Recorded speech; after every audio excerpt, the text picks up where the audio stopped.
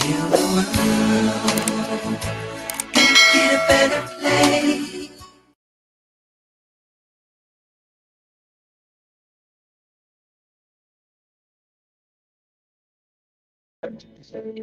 Hi everyone, let's sail the road with Sir Turingan. I'm Hil Turingan and welcome to my channel. So good evening everyone. So I hope you already had your dinner. And so magandang gabi. And of course, I would like to thank everyone for spending your night again with me, your Saturday night with me, and of course my guests today. And another night naman to talk about. This time we will talk about Generations Z. So, syempre, it's our third episode na. So, our first episode, so we had the discussion about passion and passion project. And for the second episode, that's last week, last Saturday, we discussed also the faith and language. And of course, for this time, for tonight, we will discuss the topic about Generation Z.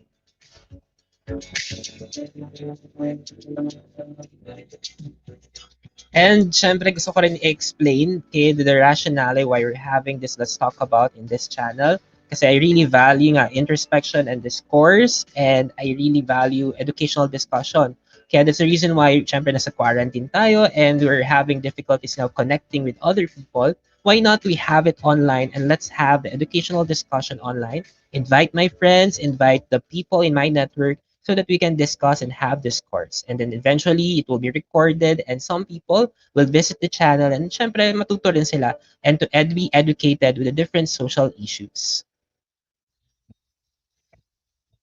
At hindi ko na rin papatagalin. So, we will start this with some guidelines. So, meron syempre an educational discussion or online kapihan, meron dapat tayong mga guidelines na sinusunod. And of course, for this one, so the first rule or the first guideline natin would be commit to learning and not debating. Kasi syempre, ang purpose naman ng Let's Talk About na to or ng podcast or ng streaming na to is for us to learn. Okay, and when we discuss these topics, ang goal natin is to really learn and not to debate with each other. So we're offering different sides of the stories, then eventually for us to make a decision and make a decisive fact or opinion when it comes to different matters. And aside from that, let's criticize ideas, not individuals. So hindi like what I said last week, when we argue, hindi naman tayo argumentum ad hominem, di ba? That we criticize the individuals to the point that it becomes personal. So ang goal natin is to really discuss topics, and discuss the different social issues based on ideas, and that's the way, di ba? That's the better way for us to discuss matters. And let's listen respectfully and actively. So that's the reason why we have our public chat there and our live chat. So if you have comments, if you have questions, so feel free to visit the channel and type in your questions or your comments. And I also invited some friends, some teachers also that who can help me moderate the discussion. So thank you for our viewers, uh, Mr. Hernandez, kay magandang gabi. Binibining Salaysay, maraming salamat din for spending the time with us and for being moderators of this discussion. At syempre ang rule natin, avoid blame, speculation, and inflammatory language. So ang gusto naman natin is that when we discuss and when we argue or when we make a point, hindi to magiging foul or we don't use profanity or profane language when we're discussing things. So yun yung mga rules natin. And I hope naman, again, I'm confident that we will all follow these guidelines and these rules when we're discussing the topic. And syempre gusto ko rin, bago tayong magsimula, gusto ko rin mag-share ng mga information about the said topic. So, ang topic natin ngayon ay Generation Z, so Gen Z, at woke generation nga ba o hashtag PaWoke lang. So, yun yung ating discussion for tonight. And gusto ko rin mag-cite and I'll be presenting different contexts. Pwede rin ito maging a platform for discussion later. And I would like to cite the Pew Research Center. So according to the Pew Research Center, it was published, or this article was published last year, 2019, and the topic or the term generations were actually discussed. And in this context, from based on the title, defining generations, where millennials end and generation Z begins. So nandoon yung context ng generation at doon papasok yung pagiging western ng concept at pwede rin nating pasukan ng socio-economic status or aspect pagdating doon sa konsepto ng generation. And makikita dito natin dito yung purpose why actually scientists, social scientists, they're clustering people in different cohorts, particularly age. So like for example, classifying people or clustering people in different age groups. At alam naman natin na maraming mga factors why they're doing it because of course, isang nagpapasok na rin dyan yung marketing and businesses. It would really helpful for them to really analyze the different generations. At syempre, papasok dyan in explaining things, diba? Different cultural, social-cultural explanations, phenomenon, and for us to really understand what's happening, pwede rin natin gamitan ng lens from that perspective ng generation. And also, according to the study of the Pew Research Center, so sabi nila, the millennial generation, they already studied about the millennial generation, but by 2018, it became clear, okay, that it's considered as a cut-off point between millennials and the next generation. And according to the Pew Research Center, again, so the last year birth year for millennials would be 1996, and anyone born between 1981 and 1996, so ages 23 to 38 in 2019, is considered a millennial, and anyone born from 1997 onward is part of the new generation. And that generation is, we're calling it the generation, a generation Z. So medyo nag-struggle tayo sa pagbalik. Gen Z, okay, Gen Z.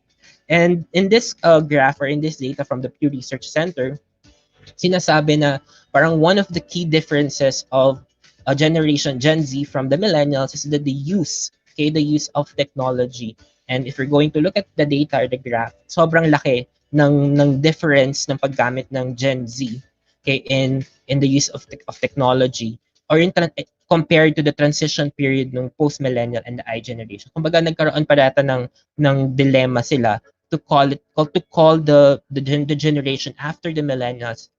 Parang nag-decide sila kung post-millennial ba or I generation, but eventually it was being categorized and named as the Gen Z. And syempre, if you're going to have the generation age, so we know it. We know it, the clusters and the classifications of the different generations. So we have the Gen Z, the millennials, Gen X, boomers or baby boomers, and you have the silent generation. So makikita natin. So it's really important later on when we use the term boomer, kasi it's a common expression now, yung okay boomer, na dapat alam natin yung context yung pag sinabi nating boomer. So syempre ito yung generation after the World War, yung baby boomers. And kapag we're talking about a particular people, dapat aware tayo that we're talking about the baby boomers. Pag sinabi natin yung okay boomer. Okay, now the expression. Okay? And syempre we have the Gen Z, we have the millennials, and ngayon, may mga bagong generation ngayon. They're calling the Generation Alpha. So ito yung generation naman after the Gen Z. So makikita natin talaga na ang daming na classifications and clustering of the different periods. And this article, according to Inquirer.net, so Gen Z and millennials give brands all the feel. So ito dito papasok na yung sinasabi natin na ang Gen Z daw and millennials, meron daw merong bond and certain connection ang Gen Z and millennials. So syempre, makikita rin natin na syempre magkasunod yung dalawang generation. At ako, millennial ako, and ang mga guests natin later are from Gen Z. Titingnan natin na when we look into the different articles and studies, sinasabi nila na ang Gen Z daw, they're digitally native, emotionally in touch, highly engaged, and politically woke. So nandoon na yung term na papasok na woke. And it's very interesting, this article.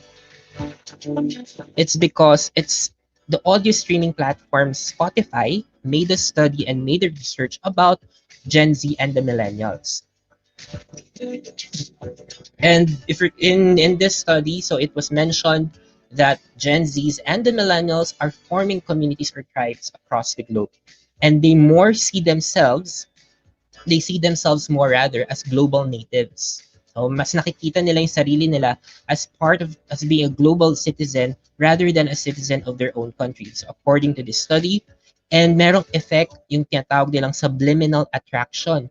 And when we say subliminal attraction, so we're not noticing it, 'di ba? Parang di natin napapansin that digital age or this digital world is changing how people discover things with social media and how it's strongly influencing people's real world choices. So makikita natin sobrang laki ng impact ngayon ng digital age or ng technology in the decision making of the people, and especially particularly yung Gen Z and the millennials.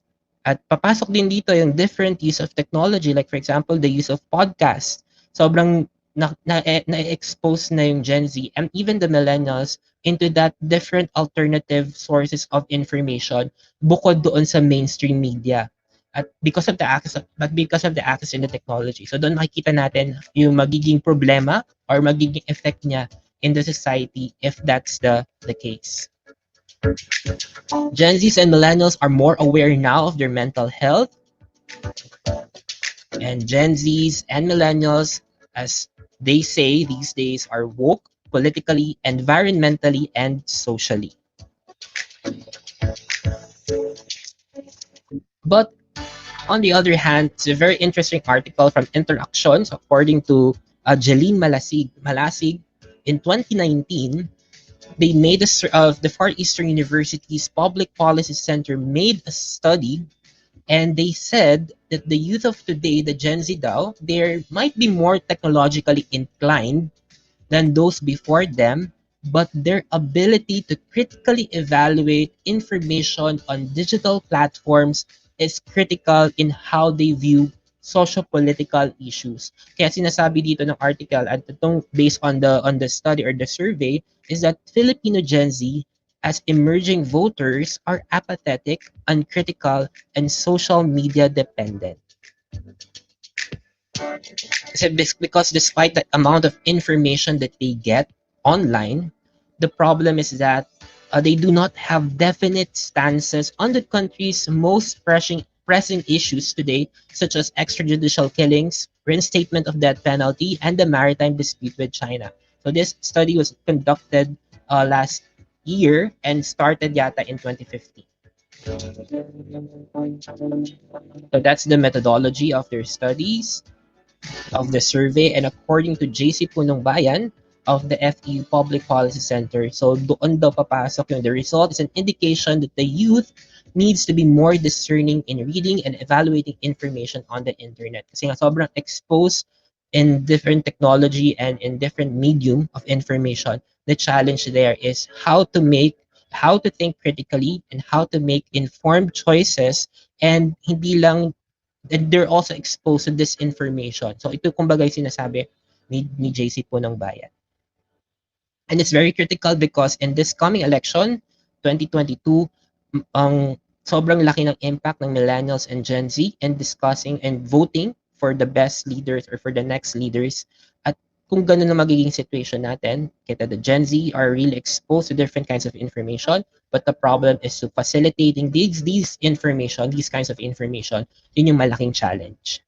And they're susceptible, according to the survey, they're susceptible to disinformation.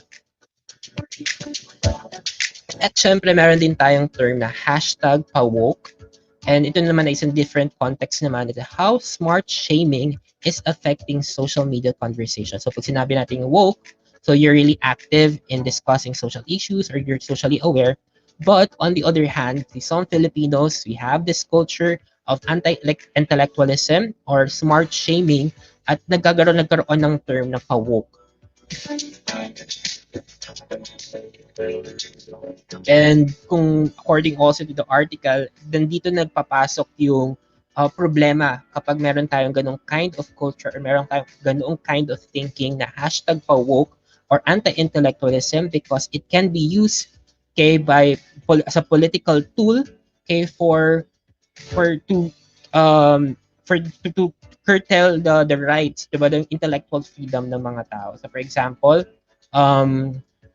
the rightists or the administration can use it as a tool, yung kanyang tool na anti-intellectualism, to suppress yung mga comments about the government or comments about the administration.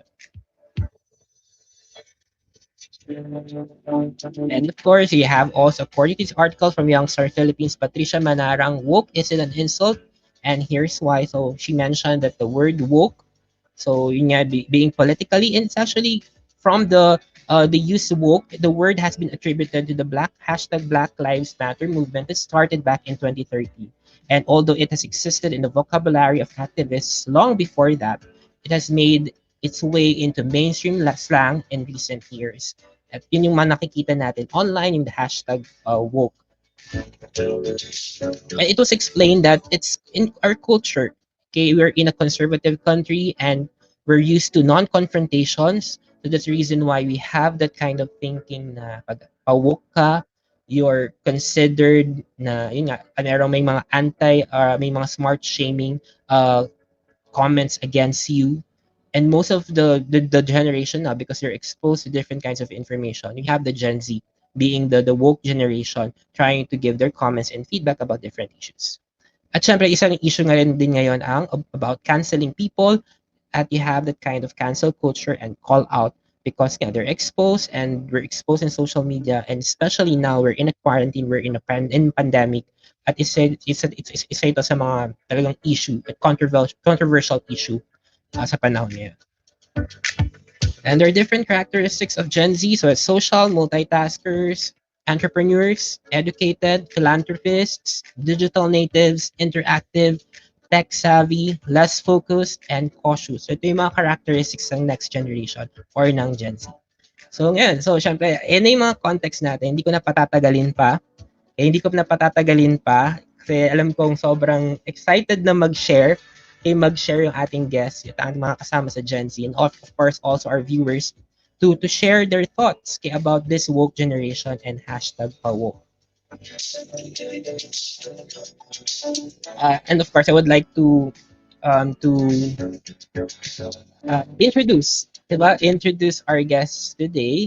So they're actually my former students, at sobrang the reason why I invited them because sobrang active nila. Okay, sobrang active nila in their different extracurricular activities. So, hindi lang sa school, pero syempre outside their universities din. And for example, sige, si Tina Batalla. Tina Batalla is not really my former student, pero naka-work ko siya sa CMLI. Where it's a youth organization. And Tina is actually taking development studies in Ateneo and minor niya yata sociology. And so, yan. So si Tina is yung mga, sobrang saludo ko niyan when she was a student nung high school, sobrang active, kaya active sa kanyang student council. And we have also Marcus Guillermo. Si Marcy, ito rin, isa active rin to sa kanyang college. So he's actually taking legal management in LaSalle. At bukod doon, active din siya sa politics, student politics in LaSalle. And we have also Camilo and Bea. Bea and Camilo, they're from University of the Philippines. Camilo, he's taking theater arts, while Bea, journalism. Si Camilo, active part siya ng student council and member din siya ng political party ko nung college sa UP. And I'm actually happy kasi nakita ko, hindi ko naman ni-recruit si Camilo, no? Pero nakita ko, I'm happy na I allowed my students lang to discover ko anong political ideologies or parties nila. Then nagulat na lang ako na natuwa ako na he's active in our political party. So si Camilo, his counselor yata siya, counselor in student council ng College of Arts and Letters. And we have Bea Pinlac. So si Bea sobrang popular nito. Okay, popular to kasi she's maraming mga extracurricular activities, may mga hosting jobs yan si Bea. At first, Bea Pinlac, siya yung class president ng first advisory class ko before nung sa high school na pinagtuturuan ko, and yan, and syempre, and of course we will get to know them more. Yun yung mga sobrang saludo ko sa mga to, sa mga former students ko na to, and I'm really happy as your former teacher na nakikita ko yung achievements nila online kasi syempre hindi ko naman na sila nakakasama, but nakikita ko yung mga achievements nila online, so sobrang active. Diba? Iba yung pakiramdam na for a teacher. So yan, so wag na natin patagalin pa. So everyone, so let's welcome Tina, Camilo, Marcy, and Bea. Okay. Hi everyone. Hi, sir. Hi, sir. Grabe yung introduction. Same. Siyempre moment nyo to. Agree. Ayan, Ano ba so kami? hindi ko alam kung parang reunion ba 'to? Yung iba dito former teachers niyo na sa live chat natin. Hello So baka po. reunion na rin 'to, reunion, okey? Ayan. So ngayon, so kumustahan muna tayo. So kumustahan tayo and I have here, I got this from Canva. So medyo po-promote ko na rin yung Canva kasi yung Canva ngayon sobrang pinapadali niya ang buhay ng teachers and also students. Kasi sobrang it's a good application, it's a good website for layouting, for designing. So yan. So I have here kumustahan. So meron akong card dito and ano yung mga bagay na nami-miss nyo, nami-miss nyo sa outside world or sa outside, I mean, syempre we're in a quarantine. So ano yung mga bagay? So just choose one. So maybe you can introduce your name, introduce yourself, then choose one lang. Pili lang kayo ng tingin yung nami-miss nyo and why. So maybe we can start with, sige, Tina. Wow, okay. So something I super miss would definitely be watching the sunset on the beach. Very Tina. Isa lang ba? Hello. Isa lang ba? Or marami? Isa lang. Watching the sunset on the beach. Well, hindi naman sa ginagawa ko siya regularly. Well, I don't have that luxury of time. Pero for sure, just being outside and not being afraid to catch a virus is such a luxury. Yeah, totoo Yun. naman. So very Tina nga yun, no? Yung very Tina yung ganun. Tapos mag-reflect, very introspective, very Tina yung ganun. Okay? Okay, thank you, Tina. Bea. Okay. Well, actually, lahat naman ata. Pero the one that stood out for me was the chatter of a crowd. Because, di ba, I do hosting gigs nga. And I miss, like, the energy of a crowd. Tapos yung parang nagkukantuhan kayo pero madami sila. Yun yung pinaka nami-miss ko. Kasi right now, hosting gigs are online. So, walang papalakpak, walang sisigaw. Yun. One of the things that I really, really miss. Sobrang nakakamiss nga, di ba? Parang ngayon, kausap mo yung laptop, Yeah. yung screen. Tapos may dead air. Yeah, may dead air silence lang. Yeah, sobrang nakakamiss talaga. Okay, thank you, Bea. Camilo. So, I think Bea got mine. It's okay. Go. So mine would have been the chatter of a crowd as well, or making plans to go out. I think what I really miss as well are live events and just going out and seeing performances. As a theater major and who's very exposed to all of these events, who wants to always go out, and I'm as a very sociable person, I really miss being able to see people and to really discuss and just talk to them. Especially right now, it's so hard to have that, as Bea said, yung kwentuhan session, because you don't know when to cut someone off, you don't know, you can't overlap anymore, and it's really difficult because it's all like it's on the laptop and everything. So I think that's what I really miss.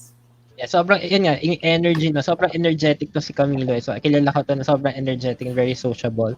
So, sobrang, I feel na alam kung nararamdaman mo na sobrang ang hirap ngayon because everything is online. So, thank you, Camilo. How about Marcy? Oh, sige, sir. I feel like one of the things I miss is yung hinahog ko yung friends ko or loved ones, ganun, sa labas, ganun. Or like, kasi I mean, hindi naman sa hugging, pero alam mo, pag lumalabas ka, you see your friends, beso, Yes. ganun. And walang takot kasi parang walang virus nun eh. Pero ngayon, it's scary. We're all cramped up in our homes. It's the human interaction na namamiss ko talaga. So yun, that's for me. Totoo, syempre, alam ko, very friendly kayo, di ba? Sobrang very friendly kayo. So when you meet your friends, or everyone naman, siguro, in our culture din, sa school, di ba, pag nami-meet mo yung mga friends mo or kakilala mo, di ba, beso-beso, handshake, or kung ano man yung mga gestures nyo for friendship. Pero, yan, wala ang bawal ng magbeso-beso or what. So, yun talaga, human interaction.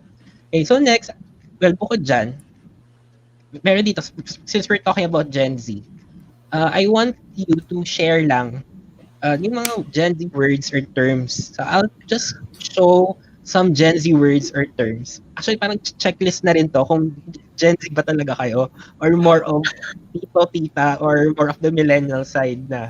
So, Lola. check tayo. Lola. I'm claiming na tita na talaga ako. So, baka mga bagets. Sure. Or maybe yung viewers natin, they can also share kung ano rin yung alam nila about these terms. So, let's check. Tingnan natin. I have here, although mga familiar naman to mga to. Ito, this one. Glow up or glow up. So, ano glow up? Anyone? I think, mostly kasi pang Okay. physical siya, no? When you glow up, it's like, you transform into a better looking you. But yeah, parang for me naman though, I think it also like reflects kapag you get more opportunities, like high school to college. Medyo malaki ang transition, so you kind of transform. So that for me was a glow up, like with glow up. So, confidence. Angelic Panganiban. Sa Come Back to the Young and Beautiful. Yeah. Ayun ba yung glow up? I mean, biglang naalala ko tuloy nung di ba nung decade, yung parang decade 1, kasi 2010 and 2020, so parang sobrang emo pa rin natin. Tapos nagpapakita ng picture, ng glow up pictures ng 2010. Diba? I think that's the best example of glow up pictures. Yeah. This one, next. Yeah, from Nene to ngayon. Goals. Pag sinabing goals, narinig ka ng goals. Although we're using, kasi familiar naman, millennials and Gen Z medyo lapit naman. Yeah. Pero goals. Goals, edi parang Go Marcy.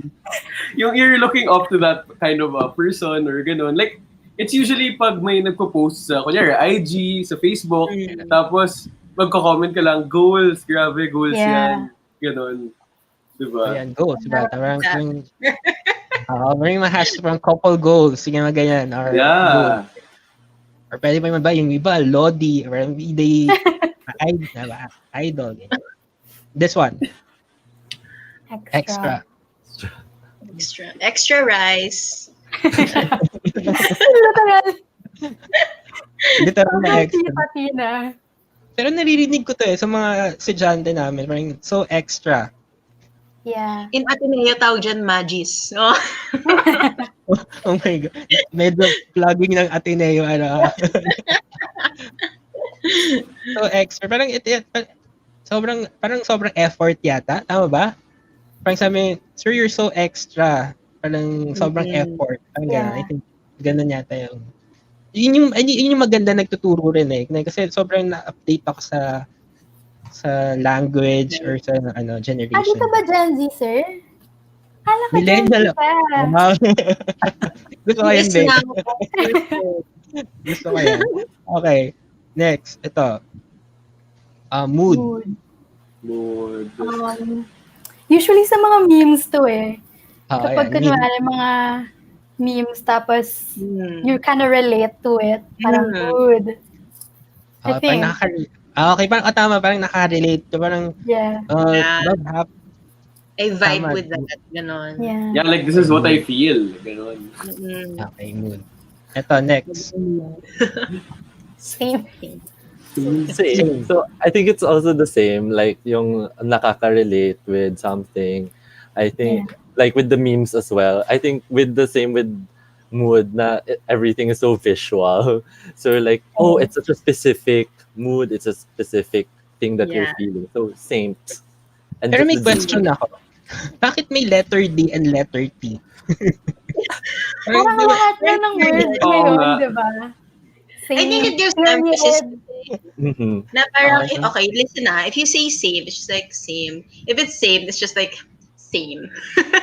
Parang parang may kasamang Yeah, it has that emphasis, that period, like saint, to have that. Yun din yung period. So, yung pag nag-period ka, is it disrespectful or what? Pag ginamit mo yung period. It's like saying you're echoing the sentiment. Usually may mga ano to, may mga gestures pa na, period. Ganon. Diba? Yeah. Para more meaning. Paano ba yan? Ay, okay na. Last na yun. I think it's Sorry, also like sorry. related to like, oh, mic drop, like, oh, we're done with the conversation, like that's the Yeah. end of it. Yeah. Pero hindi that's naman the siya thing. disrespectful.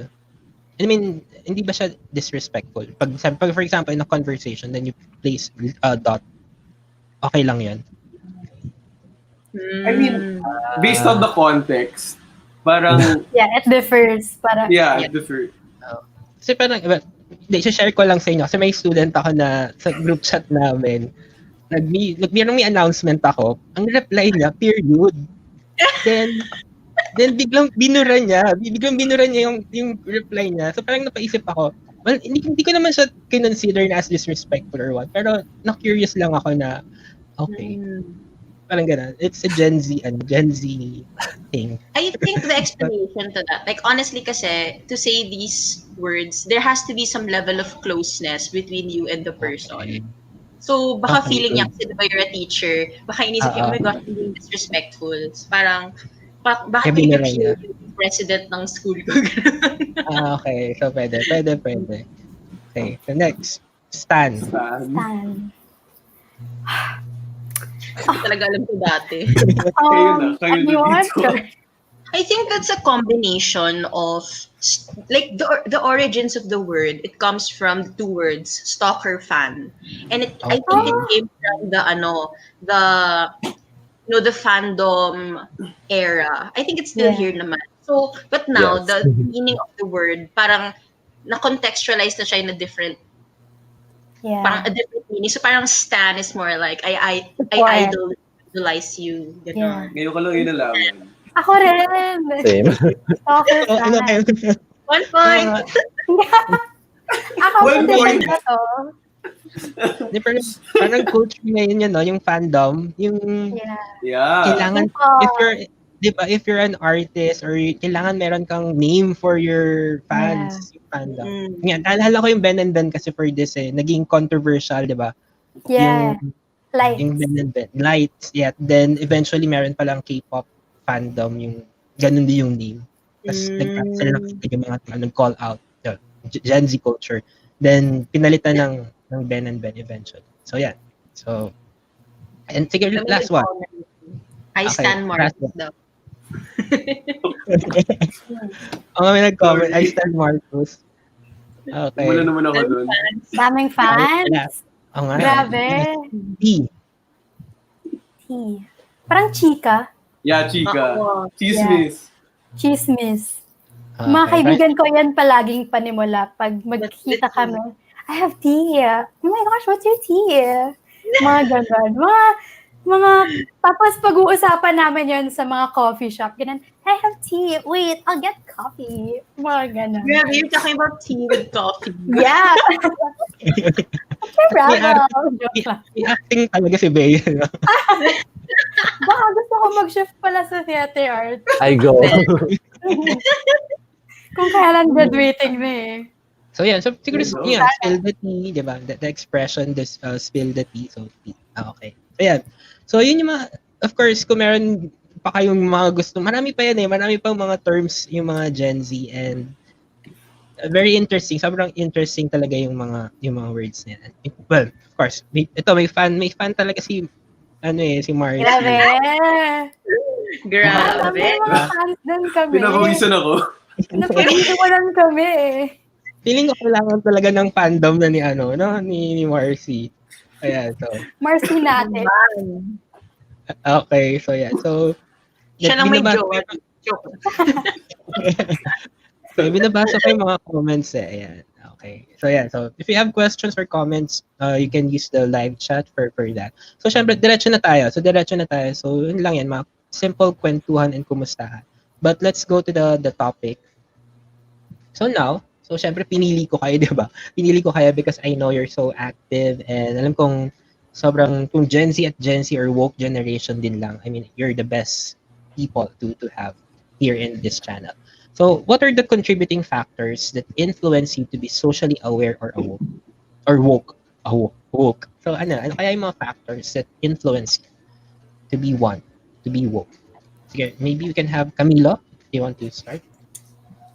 Okay, so well, when I saw this, when you sent me everything and the what the talk would be about, when I saw woke, I was like, oh no, because woke, I think it has a negative connotation most of the time. Yeah, yung using PaWoke, or even if you just call woke, because it sometimes a lot of the times it becomes very performative, or it becomes just a status, or like, oh, I'm woke, or it just something to make you look cool.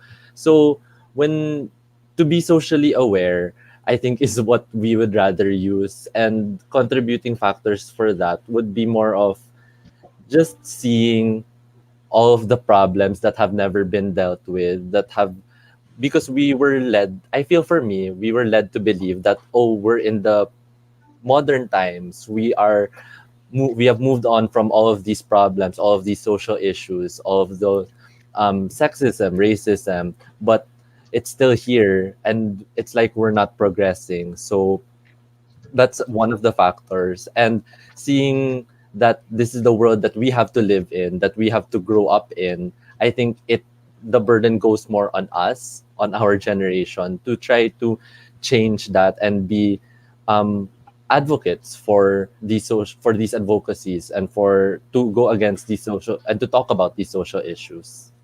Okay, so talagang sobrang yung awareness sa social issues talaga, no? Pero but I'm really curious dun sa when you receive the, 'di ba, yung topic ng woke, na talagang sobrang negative talaga. I mean, I just want to know, coming from you, na pag sinabi talagang woke generation or woke, do you see it as a negative thing? Negative. Can anyone answer? I'll go. Sige, go. I think Marcy. No, because I was Go, thinking. Bea. Si Bea muna. Okay, Bea. Okay. Bibo. No, because I was thinking a while ago, like a part of me shares that sentiment na medyo naging na siya, naging insult in a way, or negative, negative connotation. But I think that also is rooted to like the smart shaming aspect of it. Na why am I supposed to be ashamed of being woke? Like, it's me knowing and understanding. So parang na-attribute siya to negative things because people are afraid, like people feel uncomfortable when they're talking about it. So for me, parang like right now, compliment pa naman siya. Like when people tell me that I'm woke, it's because I really make an effort to know. And yun, parang wala pa siyang negative for me. And yung influence sa'yo, Beth, maybe we can continue it na rin. So what yung mga factors, mga contributing factors for you to be woke? Pag sinabihan ka ng woke, ano yung mga factors? Well, because when I was thinking about this question, parang medyo napatigil ako dito pa lang. Di ba, sir, first question mo pa lang. Medyo nahirapan na ako kasi iniisip ko talaga kung bakit. And I thought na it was because I really want to become a journalist. So I feel like to do that, I have to know and I have to listen to the stories of the people. But when I really thought about it pa, I think it's because I'm a human being and it's our responsibility as people in this world to listen to other people as well, and not just to listen, but really understand what it means to coexist with them. I guess parang kasi we don't live naman in this world to be just for us. So when we serve others, we make it a point na we know what they're going through. So that makes me woke, and yun. Gusto ko yung side ng pagiging yung basic or basic human, I mean instinct ng human na to listen, diba, to share and to listen. And when you listen, diba, it contributes to your, diba, you're being aware of the different issues and the different things around you. Yan, pwede, diba? So that's one. Sige, Marcy. You want to say something baka Marcy, then you can continue. Sorry. Sige, well, simple lang naman yung gusto ko sabihin kasi I super agree na negative connotation yung napunta na sa pagiging woke, ganun. But, it's really about, it's as simple as being socially aware. And katulad nga ng sinabi ni Bea na parang, we have to live for others. And, I don't know, once you're exposed to those kinds of things, you can't just say no anymore. You can't just stop caring because you have an obligation now. Like, this is the world we're inheriting, diba? So, ayun, that's for me naman. So, oh wait, sorry, contributing factors, right? Yeah. It's the experiences. Being in college, all of us are exposed to a lot of experiences. So much organization, so much news, and lalo na ngayon na may, social media, kitang-kita na lahat eh. And that really influences us. Kasi, being Generation Z, the youngest generation now, we feel like we need to do something. And I feel like being woke or socially aware, that's what we need to do. So yun, that's for me.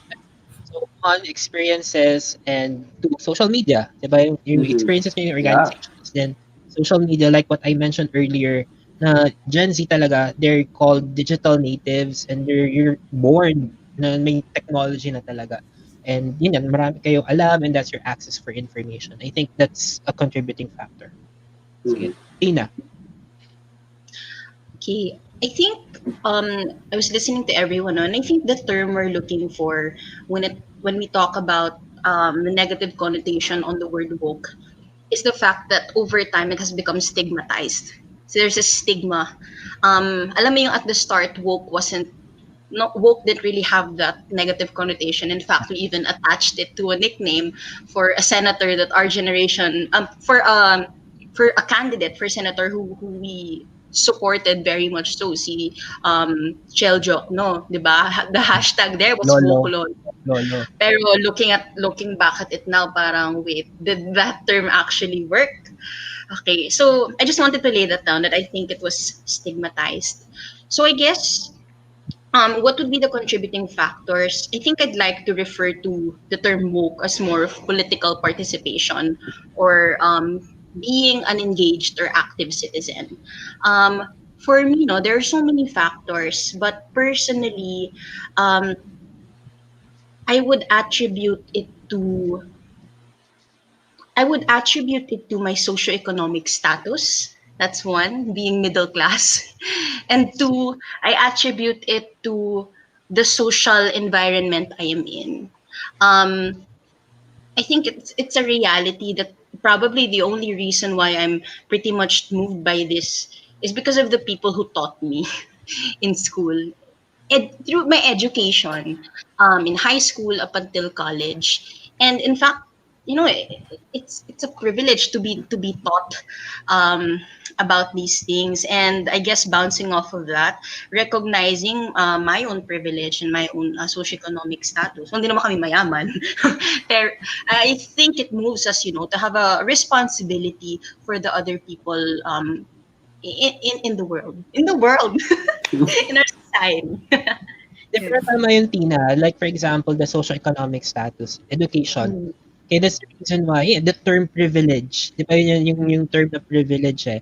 And ito yung talaga yung sinasabi ko sa students ko is that we're blessed, di ba? We're privileged to have this kind of education. And the more privileged we are, we should be responsible. Parang may responsibility siya nakasama.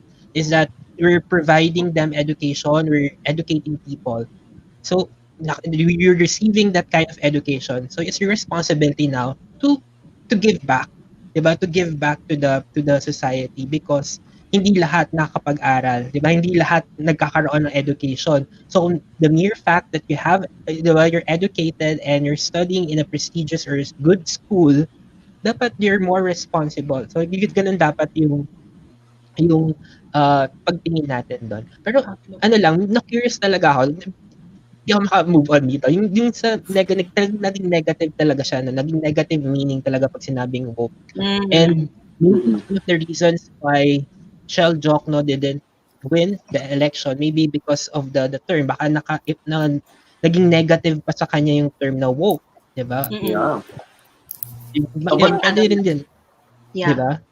I also Kasi think yun, it's yung sa negative connotation niya, it's among the older people in our society. Kasi tanong mo, if you joke, no, and you look at the polls na yung mga nag-voting sila sa schools, you can see that si joke, no, most of the time she's number one in voting. Pag yung mock elections sa schools, number one siya. Pero tingnan mo, he was super behind in the other, in the actual elections na mismo. Yeah. So Tama. Ayun. So you So know, if I think go Tina. what we, 'di ba ano, parang I mentioned earlier that the word woke, it has been stigmatized. So basically, 'di ba, it means that I'm looking at the definition. No? When you stigmatize something, you accuse, condemn, or openly or formally brand something as disgraceful. I think it became like that because people, maybe due to political affiliations, it's used to weaponize. It's weaponized. It's it's turned into a term that will brand someone who seems to exhibit some sort of moral ascendancy because of his political beliefs. So I think that's how it became something that's so shameful and seen negatively, when in fact when it was emerging, I think online, that wasn't the case. Yan. Actually, totoo yun. I read this article, yung sinasabi na yung PaWoke, the term hashtag PaWoke, yung smart shaming, Yeah. di ba? Anti-intellectualism. It's being used by dictators. It's being used by the government administrators Mm. to shut down yung mga critics. Kasi the critics are basically woke, meaning Anti-technocrats. they're middle class, they're educated, they're exposed to liberal thinking.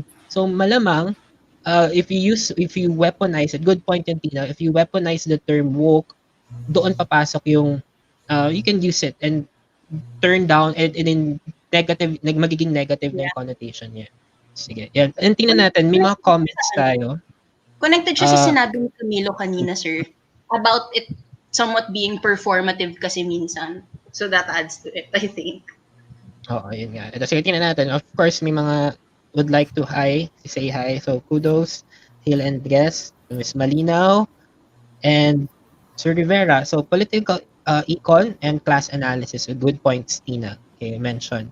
And sabi namin Miss Salaysay, so yeah, kaya mahalagang magparehistro ang kabataan kasi uh, yun yung one of the solutions natin. At yan nga, bending reality, sabi ni Sir Hernandez. So tama, bending realities because like what I said nga, pwede mong i-turn eh. Maganda yung idea. The concept of woke, ginagamit na siya before, but 2013 daw, because of the Black Lives Matter campaign against racism and so on and so forth. Naging popular yung term na woke and it's used in social media. But eventually, may mga factors kung bakit nag-iba nga ang thinking when it comes to that. Yeah, and Mr. Les, I mentioned about divide and conquer. So when it comes to that term, diba, parang to easily to shut down yung mga critics, edi we use these terms and we divide them and conquer. Yeah. So next natin. So what are the things that you do to stay woke? Diba, we always hear the term yang stay woke. What are the things that you do to stay woke? Well, for one, Oh. read the news. Diba? Like, Yeah. really read the news, like, all the time. Tapos, stay updated sa mga nangyayari. But, nawala si Camilo. Pero Yeah. sige. Well, Yeah. but yun, really read the news in a sense na analyze it. Don't just read it as point blank, ganun. Like, look at multiple articles, triangulate. Kasi, minsan, alam mo naman, news reporting is a bit, it's in the eyes of the writer. So, you need to look at other focal points as well, for me. Okay, so one, news talaga. Kaya talagang, sa high school, we have balitaan, we have news sharing, Yeah. because Yes. it's Miss your ko way yun. to, diba? So, it's our way to be educated, be informed. Sige, may follow-up ako dun mamaya, pero mamaya na muna yan. Siguro, Camilo, you want to answer? Yeah, sorry, nawala yung internet ko. So, I really agree of just educating yourself and really immersing yourself with those that are affected, with the marginalized, powerless communities that don't really have a voice or that are not being heard. So, because obviously we can only know so much from a secondhand source. What we really need to do is to really um, immerse ourselves, talk to them firsthand, know their own experiences, and that's the way that we can be able to bring their stories and bring good representation for them to life.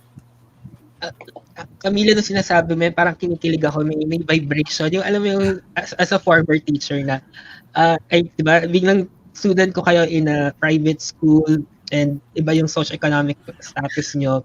The mere fact na isipin mo na you need to be immersed, you need to be lumubog doon sa community, sa marginalized communities. Ang sarap pakinggan. Di ba? Parang, okay, yes, may isa tayong student na naparealize tayo na gano'n na we should get out of our comfort zone. So yes, we need to understand that may buhay sa labas ng comfort zones natin, ng socioeconomic status natin. And we have the marginalized sector. Okay, thank you. Thank you, Camille. Tina, you want to? Things that you do to stay woke. I guess this might be unconventional, but when I was trying to think about it, no, I think it's a constant practice of humility. It's sort of contradictory, but I guess I'd like to bring that into the discussion. Practice of humility. Given that the term woke has been stigmatized and we attach it to some sort of moral and political ascendancy, there's really power and value in acknowledging that you don't know everything, but at the same time you are trying to learn something new. And I guess that act of humility, it points to this a more practical action, which means intentionally engaging in discourse, talking to people who disagree with you. What I'm doing on Twitter, I follow people who who we brand as Duterte supporters, and every day their tweets, it, grabe kumukulo talaga yung dugo ko. As in, at one point, gusto ko talaga mag-unfollow kasi parang inisip ko, how the heck can you think that way about this? Especially during the recent issue regarding the release of Pemberton, because of what he did to Jennifer Laude. Tapos yung lumalabas sa akin, yung mga administration supporters, sobrang parang in-invalidate yung gender niya, not calling Jenny by what she wants to be called and everything. So parang lahat na lang. But anyway, I try to keep my cool. And I'm just like, okay, I will follow so that I can see a different perspective. And sorry, medyo humaba sagot ko, but basically, humility, willingness to engage in discourse, and seeing from a different perspective. Totoo yun, Tina, yung humility. Actually, nabanggit ko to kay Bea before na yun, never stop learning. Maski ako rin naman. Parang, kaya nga nagganto ako eh. Kaya nagganto ako na sa channel. I really want to have people engaging in a discourse. Kwentuhan. Kasi I also learn from you. I also learn from other people. At yun yung tingin kong nawala sa atin ngayon. Kasi nga, we're in a quarantine na nasa lahat online. And nawala na yung day-to-day discussion natin ng mga balita, day-to-day discussion natin ng mga nangyayari. And that's the reason why I'm having this. Yeah, ganito, discourse, online discourse. Then, actually, same tayo, Tina, yung when it comes to different people with different perspectives or other perspectives than us. Yung, kumbaga, iba yung paniniwala nila. Kasi, ako, I really want to know their perspective, their lens. Gusto ko malaman kung saan sila nanggagaling eh. Not really to the point na to debate or to fight them, but I just want to know their perspective so that I can assess more and counter the argument. Para alam mo yan, para mapag-aralan ko pa kung paano ko siya counter yung ganong argument. And for me, may term tayo na echo chambers, eh, ba? Yung echo chamber na I suggest not to toxic, minsan toxic, but I don't suggest na to unfollow people because they have differences. We have differences in opinion. Diba? Parang iba yung perspective when it comes to that. Pero yun nga, humility, you need to have humility kasi pag may humble ka, you learn eh. Diba? You want to learn and educating yourself mas importante sa panahon ngayon. Sige, Bea. For me naman, I just wanna echo on what Tina said. Na it really starts with humility, and I guess especially for us, we have to recognize that we're privileged. We don't know the stories of people who are oppressed or who need to be who need a voice because we have platforms, we have we have this voice and we have an opportunity to share our story. But there are people na kahit magsalita sila, hindi rin sila pinapakinggan. So tayo, because we know that that happens, it's our responsibility to give them a voice, to lend our voice to them. So, yun. For me, it's also the discomfort of discussion. Like, I enjoy being in uncomfortable conversations, and listening to other people, like, try to forward opinions that aren't necessarily mine. Like, I don't share it with them. Because being in that conversation, I mean, frustrating siya most of the time. Like what Tina said, it really just makes you go like crazy at some Yeah. point. Pero then you also see why they see it. Like, yung perspective nila, bakit nabuo yung opinion na yun. And then, from that, you can, I guess there are times where I change my opinion as well, so you learn from them. And then you can also package your message in another way na mas may intindihan nila. And I guess, sorry, just adding, sorry, haba. Pero another thing that keeps, that I do to stay woke is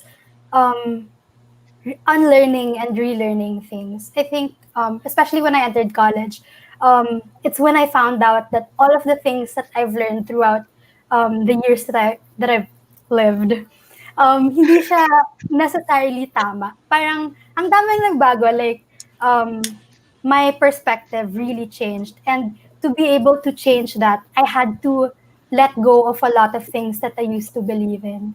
So, yun. True. Yun nga eh. So parang, True. ang ganda. Sige, Marcy, go. Sir, Parang actually gusto ko, classroom talaga. oo nga eh, pero gusto ko kasing i-highlight yung sinabi mo, sir, kanina. Sobrang natouch ako kasi most of the time we don't, we dehumanize yung the people we don't agree with. But like yung sinabi mo na parang kailangan natin silang intindihin muna ng, kahit tapos yung ginagawa ni Tina na pinafollow mo sila. Because we have to understand where they're coming from. Because, every person, they're the own heroes of their story. Diba? So like, humanizing them is so important and understanding where they're coming from. So we can actually come to, a logical conclusion. Diba? Instead of fighting and fighting. Yeah. So yun. Ako naman, ito yung mantra ko eh. Parang, hindi na ako makikipag-debate sa taong alam kong sobrang solid na yung kanyang perspective. Like for example, differences in politics, in political views. Kung sobrang hardcore na siya, hindi ko na mababago yung the way he thinks or the way she thinks, diba? That's why I'm investing sa bata. I'm investing sa youth. That's why I'm teaching. I'm in this profession to really mold, diba? To make the students woke, diba? Socially aware, and eventually decide kayo kung anong tingin niyo yung decision niyo or anong tingin niyo yung tama piso sa paniniwala. So yun yung kaya maganda talaga yung discourse eh. Kaya medyo, actually to be honest, worried ako dun sa term na naging negative siya. Kaya may impact siya sa akin eh, because nadi-discourage kasi yung mga tao to speak up. Right. At pag natalo yung mga, if you're discouraged to say your piece, to say your comments, parang wala. Mamamatay yung discussion, yung discourse, and papayag ba tayo na kung ano man yung mga alternative na nangyayari. Media, ganyan, yun yung pinapaniwalaan natin. So, yeah. Sige, we have comments here. Ito, si Miss Alaysay, sabi niya, I agree with Tina earlier. Kanina. With humility. Okay? So, lahat Thank you, ng hugot, ma'am. appreciate by their experiences. Yan, patience. So, tama naman talaga. Yun yung sasabi ko na humility, learn, tapos may empathy ka, then may action. Do something. Yun yung... True. Then, yan. So, realize. Ay, may pa-quotable quotes yan. Ayan. Tupac Shakur. Ayan.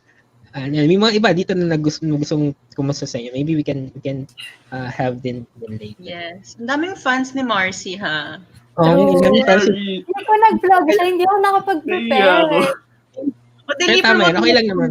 Radyo. Actually, hindi tama yun kasi Marcy, you're using your network to make them woke or to Yung bongga ng social capital niya. yung tanong ko, yung kasi minention ni Marcy, follow up lang ta, mabilis lang. yung about news. You Mhm. actually reading, watching the news. Ano yung source ng news nyo? Ano yung madalas nyong news source na pinapanood or binabasa? Specific Well, ba, sir? Like, Specific or ano, oh, anong type of, anong medium? Maybe we can have medium. marami sir. Like, babasa ka talaga ng news articles like from News CNN, art, read, read tapos talaga. ABS-CBN, gano'n. Read talaga. Kasi medyo mahirap pag pinapanood mo sir. Parang you might hear the wrong things. But like if you read it, you can go back. Parang gano'n. And also watching, videos then. Gano'n. But like for me, reading is the most important. Buti na lang, buti naman may ganun pa. I mean, may ganun, reading. Kasi lahat ng tao visual ngayon eh. So, we have reading also. Ikaw, yeah. Tina, Bea. Actually, I wanted to point out rin. I mean, reading is important. I'm a journal student, so if my profs are listening, I read the news. So, Saan yun, may very important graduate siya na to? for me. Sana, wait lang. So, yun, reading the news is very important. That's right. But I also recognize that iba kasi yung learning styles ng mga tao. So, I wouldn't say it's the most effective for people who are audiovisual learners. Ganun. So, for school, I read the news. But like if I were really to follow how I learn best, I would listen to podcasts and I would watch news programs. Kasi parang, I don't know, medyo audiovisual learner ako. So podcasts really have been very helpful for me. I guess I listen to rappers podcasts. So if you want to listen to that too, it's a new thing now. And I really think that nag-evolve kasi yung pag-deliver ng news ngayon. So, while it's important to read, I also want to be well-versed in all the platforms that can possibly help me learn more about the certain topics that I'm looking into. So, yeah. How about you, Tina and Camilo? Yung news source, how do you read the news or how do you get the information? Do you read or do you watch or do you listen? For me, I read also yung news articles, like what they said, and try to engage in discourse with people who know a lot about this, so they could also give context on Yeah. that. I think for me, that's more of my way of learning. Of really, it's easier to follow up. It's easier to discuss the different nuances when you're in an actual conversation, which I like. And like relating to what we were talking about a while ago, that we get to having that discourse, like not just it just being an input inflow of information, but having that two-way street of communication. I think that's where I get my information. So. Okay, so discourse. And aside from reading the news, may discourse na kasama. Tina. Definitely right now, I mostly refer to social media. Of course, I follow Rappler, CNN, ABS-CBN News, sheds a tear, single tear, and then international news sources as Yeah. well, BBC, The Guardian, and others. Although I totally agree with what Camilo said, no, na what's nice about referring to social media for news is you get to see the discourse behind it. Admittedly, I wouldn't a lot of my opinions about certain issues wouldn't have been formed without input coming from other Right. people. However, sometimes I find myself going back to some traditional sources eh. For example, the radio here. Lagi siyang naka-on sa umaga, tsaka gabi pag dinner. Tapos TV actually. I would watch TV Patrol. But unfortunately, yeah, I would turn to these traditional ones sometimes kasi minsan nakaka-polarize din kapag social media lang yung reference mo eh. What's nice kasi about relatively traditional media is the news just comes to you. Diba? Wala yung additional side comments, wala yung anger, yung hatred and everything. And it comes organized. And admittedly, when I would watch the news on TV and on radio, I get less stressed.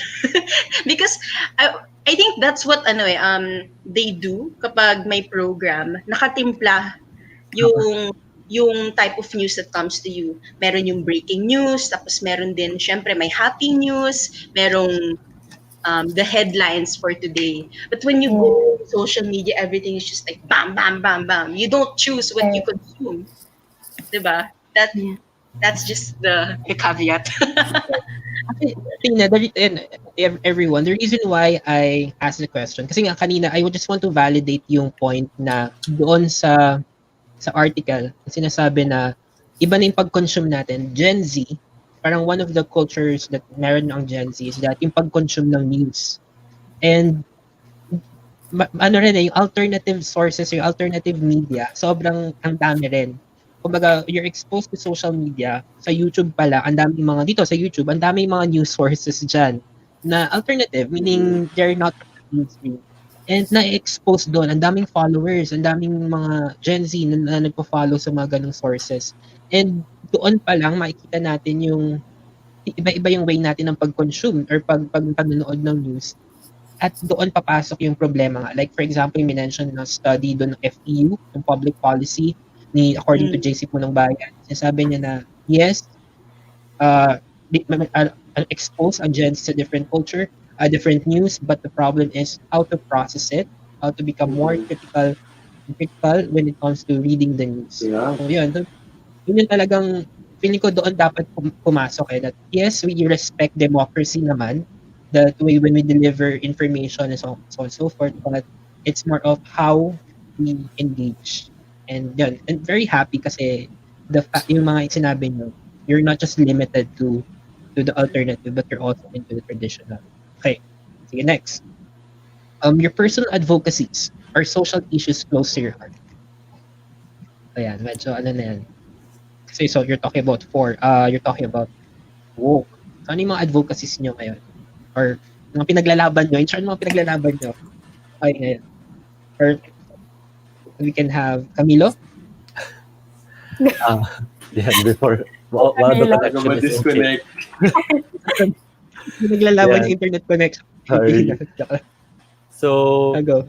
for me, obviously my first advocacy was really the LGBT advocacy and gender equality. Share ko lang, that was actually what got me into learning more about social issues and about being woke.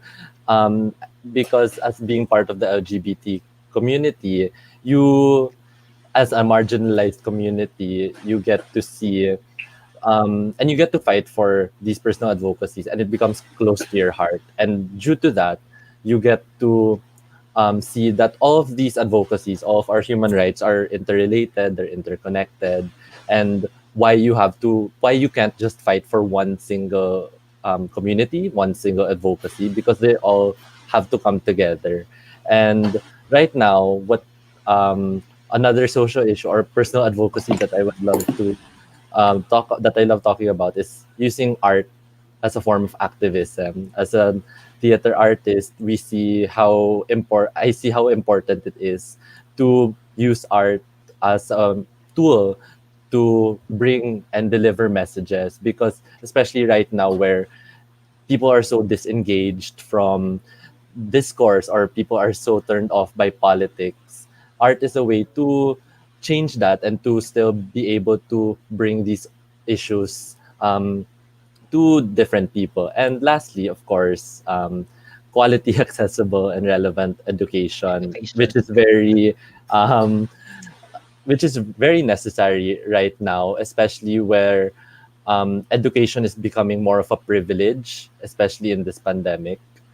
It's so difficult for everyone to actually access education. So we still have, and once, as we said, education is so important because that is what will help everyone be more woke or socially aware, so that we could all come together and fight for these different advocacies. Yeah, nice, galing, ganda. Pero gusto ko lang i-highlight yung arts. Nauuso ngayon yun, di ba? I mean, the Gen Z ngayon, yung mga graphics, mga infograph, yan, ang ganda. So I hope yung mga Gen Z really invest sa ganon kasi one way yun to connect to the people through art niya. So that's one. Marcy? Okay. Sige, for me, well, comment lang ako really quick because I really love that advocacy yung sinasabi mo. Like, with the LGBT. And it's really rooted on just fighting for equality and equity. And ako, comment ko lang talaga is, yun, we really need to fight for everyone. Like, we really need to fight for everyone. And in a sense na, we need to provide everyone equal footing. Diba? And like, to do that, we really need systematic change. Because a lot of our problems spring up from yung mga systems that are sexist, racist, diba? And ayun, we really need to break those down in order to really move forward. So, yun, I just felt so touched when you said that. So, before I go on to mine, yun, but for me, my advocacies are dalawa lang naman. It's agriculture because I really love it. Like, sumali pa ako ng internship ni Senator Kiko. Kasi nung binabasa ko lahat ng bills niya, lahat agriculture talaga. So, ayun, I went for him because I really love agriculture. And the second one is student empowerment. Because, you know, the students of today, learning and everything, you need to empower them. You need to listen to them. Like all of us, like here, I agreed kasi I would be interacting with other students and sinusulat ko lahat na sinasabi niyo.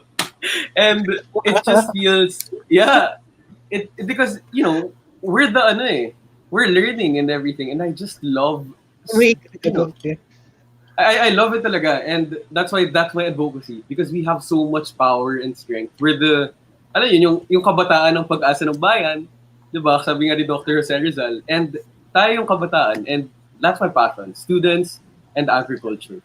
So yun.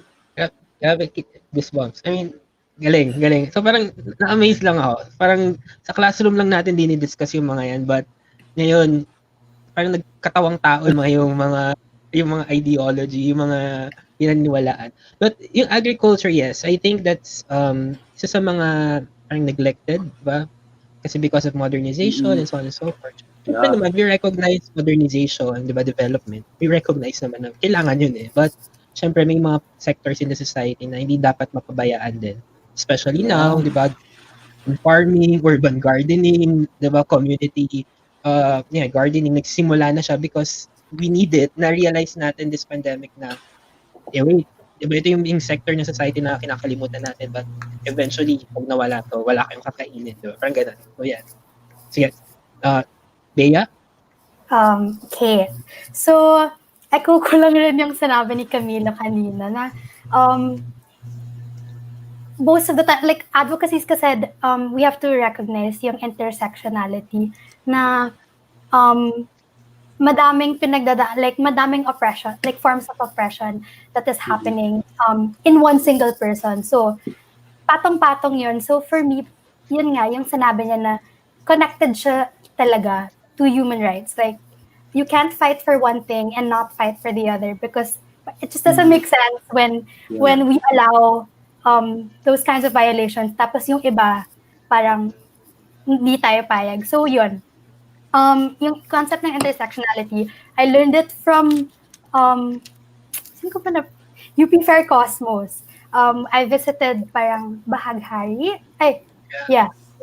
The organization, and that's when they explained it to me. So, yun, that's something that I've really been interested in researching more about. And then, I guess for more personal advocacy, it's really, of course, because I'm a journal student, it's press freedom. We have to remember that when press is silenced, it means that the people don't have a voice. The people are also silenced. And a good determinant for democracy is a free press. So right now, especially right now, ang daming threats sa press freedom. And not just the press, but also our right to just speak or like to share our opinions. A lot of regulations are happening, the shutdown of ABS-CBN, the threats against journalists. Yun yung, I mean, we can't say na laban lang yun ng press. We can't say na it doesn't involve us because it represents our democracy na we are free when our press is free. So, for me, especially since I'm a journalism student, yun yung one of the things that I really, really fight for, na kailangan para maging maalam yung tao, dapat yung mga outlets natin for information is free to speak. So yun. And also Okay. education, yun. Pero na-mention na yun kanina. So yeah. Yun lang, gusto ko lang din i-highlight yun, press freedom na accessible to information. So talagang dapat meron, and once na meron kang kahit isang ano lang yung station lang yan that you actually shut down, lahat dama yan kasi ang pagpatay mo sa kalayaan na magsalita sa isang istasyon ay kasama na rin, akibat na rin yung iba dyan. Right. So yeah. Okay, thank you. Sige, Tina. Okay. The term advocacy has always been something I struggle with. If you asked me this at the start of the year, I wouldn't know what to tell you. Kasi iba-iba parang there's no single thing that is close to my heart. It's so many things. But I guess right now it's a little bit clearer. But it's not a sexy advocacy. But I'm proud of it. First is, two things. No, first is I advocate for visual storytelling using photography to to bring to light certain issues, and I guess you've seen that in some of the things that I post. But second is, and it's something that I really want to continue even after college, is to advocate for good governance.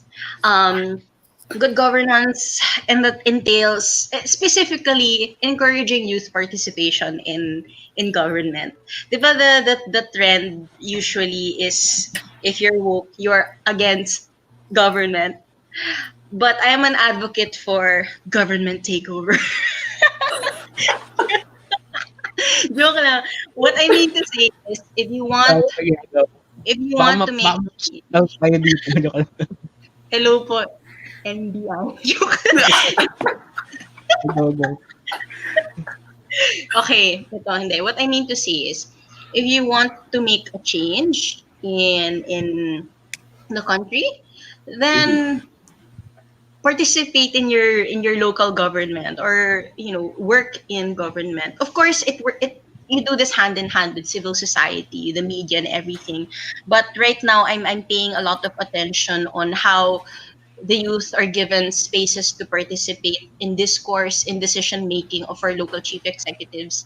In fact, I'm involved in a lot of activities for this right now. One of it would be what's the direction of my thesis. I want to understand how sangguniang kabataan around the country are working towards that. Second is, I'm very much interested in making this my research agenda.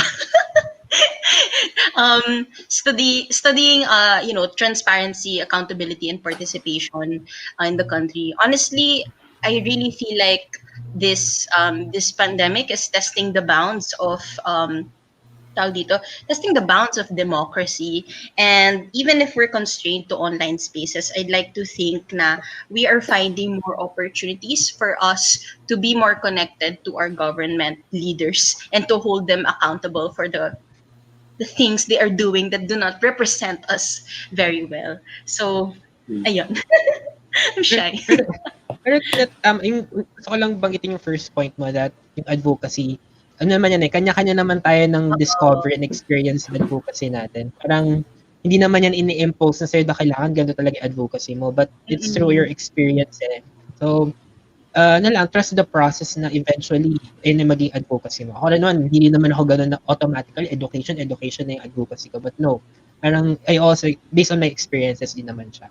Then second, I also same din ako doon yung kasi that's the reason why we have this kind of government is because limited yung options, limited yung pagpipilian when it comes to elections. And if we encourage more people, especially the youth or especially the Gen Z or the millennials to run for office, we're providing another option. And who knows, malay mo itong mga kausap ko na to ay mga sir congressman or congresswoman or representative. 2040, wait for me. And a supporter. But right now, I Diba? do not have the financial capacity. Pero Same. pinipush ko yung mga kilala ko. Parang sabi ko, susuportahan ka talaga kapag pumakbo ka. Ako talaga magiging chief of staff mo, be. Basta. Pero yun nga, ang problema ay yung sistema dun, di ba? Yung sistema. Although we're happy we have Vico Soto kind of leadership, but ang problema dun ay yung sistema. Hindi natin kailangan ng isang Vico, kailangan natin ng maraming Vico. Ayun, so kakanin dito lang. Ayan, so let's go to the comments before we go to the next. So yeah, isa interesting research topic daw, Tina.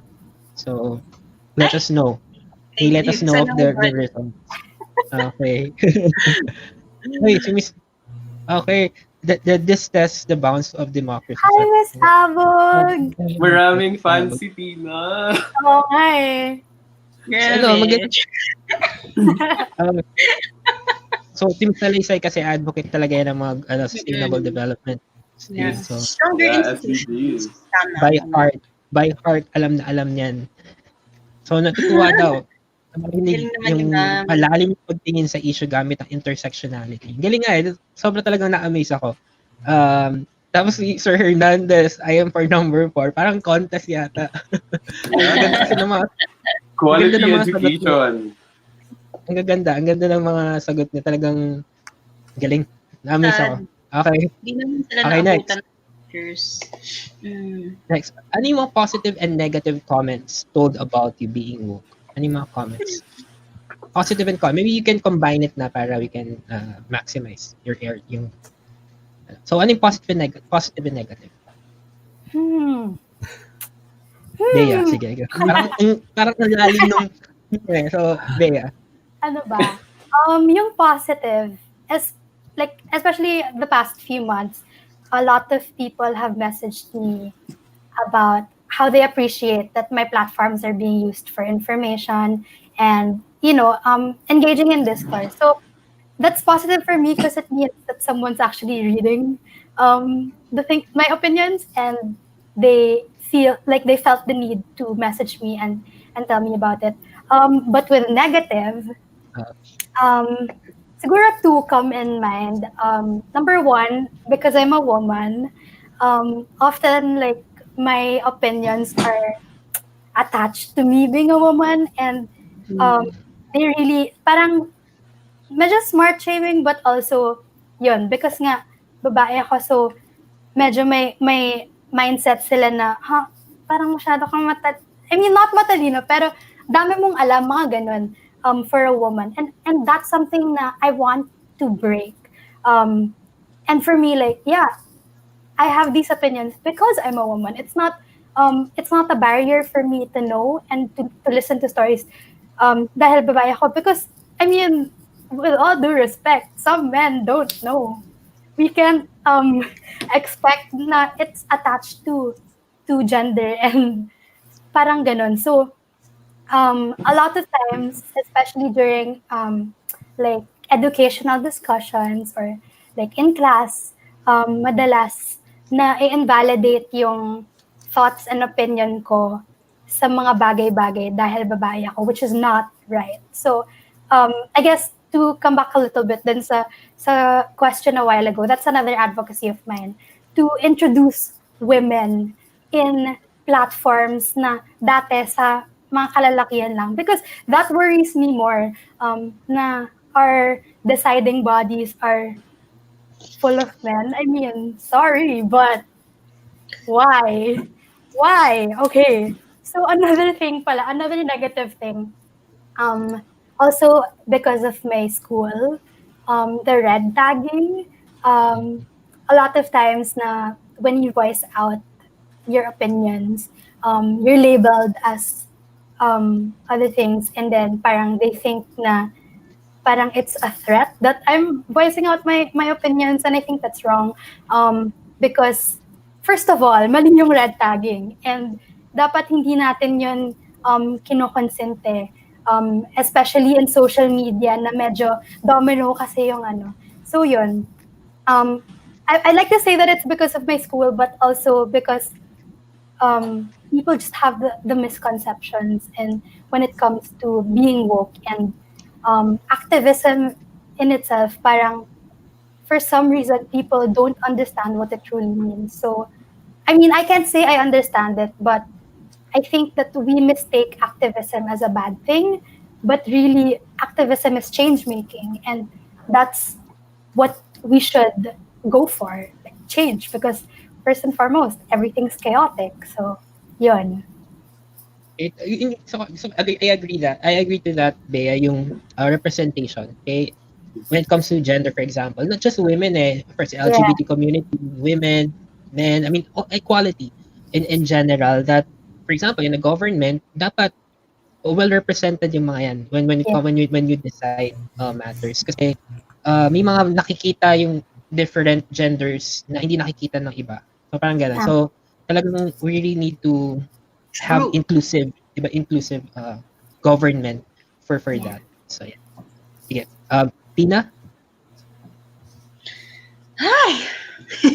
Grabe, ang ganda ng sagot ni Bea. Sabi ko parang, pwede mo contestant i-copy-paste number 2. yung sinabi niya.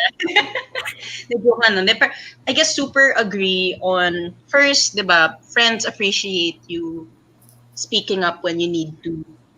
I don't, of course, admittedly, I don't speak up about everything because I acknowledge that I don't always have the best knowledge and everything. On the other hand, tama yung sinabi ni Bea na it's easy to prey on woke people because they're girls, they're women, and I've experienced this personally over the issue. It's not like a social political issue, but it was the issue on the trash talk on Facebook. My gosh. So I had a thread on that because for context, no, I found that at first it was funny, but when I went through the whole group, it turned, even if there were rules, it turned into a toxic group for bringing back high school bullying. And I saw some people in my batch who were, you know, privately ridiculed because they weren't put in the group. Even some past teachers, it's like, yo, this, whoa, yo talaga. I was like, no, this isn't right. Why are we tolerating this? So I talked about it, and then some people got hurt. I think they took screenshots of my tweets, posted it, and so many people started commenting, throwing hurtful words at me, insulting me, cursing me, and everything. And it was easy to do that because I was a girl. They called me snowflake, weakling, KJ, TI ina mo, ganon. Marami pa, Sobrang marami pa. censored. I could Sabi mo, list. And ayun, parang of course it opened up a different, it for me it opened up different perspectives. Na, okay, maybe for others they don't think the same way. That's fine. But that doesn't change the fact na the way I see it, it hurts. It brings trauma to other people that they don't realize that. So, ayun, on one side, to summarize, no, on one side, there are people who say na it's good that you speak up about some things. And on the other hand, there are people who would say na nagsasalita ka lang kasi gusto mo ng clout or dahil sa tingin mo pinakamagaling ka and everything. And honestly, that's where the tension lies. That's why sometimes I guess for us it's not easy to simply say your piece about something because you're afraid na, when you talk about this may backlash. controversial thing, they're going to lash back at you. But that's where I think, and I'll end my answer like this. That's where your integrity lies. What are your principles? What are your values? On kaninong mga opinion ka papatol, kikibo. The people who called me these different things, I didn't know them. I don't know who they were. Some of them, I checked their profiles, parang, sino ba siya? Hindi naman sa sino ka ba, pero more of like, ma'am, sir, we don't know each other enough, I think, for you to call me that way, ganon. So parang, it all goes back to what is your core? What do you believe in? And for me, I put the value on standing up for people who are too afraid to talk to the people who think they are more powerful, who can power trip you. And going back to the context of that thing, it was high school bullying. So, culture in high schools, there are people who will power trip over bullies. And it was coming back even if we were already in college. And so we were like, okay, no one's talk about this. Let's put our foot down. Let's put a period on it. And eventually, after like 2 weeks, it died out. So, amen. Pero Tina, I would like to admire you. Sobrang galing. Galing ng ginawa mo. Although it's difficult, okay? I know it na alam ko rin yung pakiramdam kasi na you're standing up for someone na voiceless, I mean, marginalized, but ikaw yung gumagawa nun for him or for her. Then ikaw yung open then for attacks. At mahirap yon. Mahirap yon. And sobrang ang hirap nun to really fight yung talagang principle mo, yung right mo, but I admire that na go back to your core. Ito kasi pinaniniwalaan ko and doon papasok talaga yung iyong values. Yeah, values mo as a person. And sobrang galing. Galing Tina. I really admire you. And ang dami talagang ganyan So parang ano yun microcosm talaga yan 'Di ba what's happening in school? Actually, if you're going to analyze it, microcosm ng society yan. Not just in high school, even in college, UP, toxic ang dami nating issues sa UP, sa loob nun. Talagang microcosm ng society yan And you're being tested talaga to, kasi that's the reason why we have values may values formation, may formation kayo when you're young so that nabibuild up yon and kung ano man yung challenges na dumating sa inyo, babalik at babalik kayo dun sa core na yun and that would be your values and that would be your principles in life. Galing. Thank you, Tina. If I may Thank you, Tina. Super caveat lang. I guess one of the things that I try to avoid is not trying to be a voice for others. Parang kung pwede, kung kaya and if feasible, let's use the platform so that they can bring the voice TV. But I guess in that situation, the people who were being bullied internally didn't know. So it's better for them not to know. Yeah, so sa process na kasi ng healing. Ayoko rin ng trash talkan culture, yung nung lumabas yon.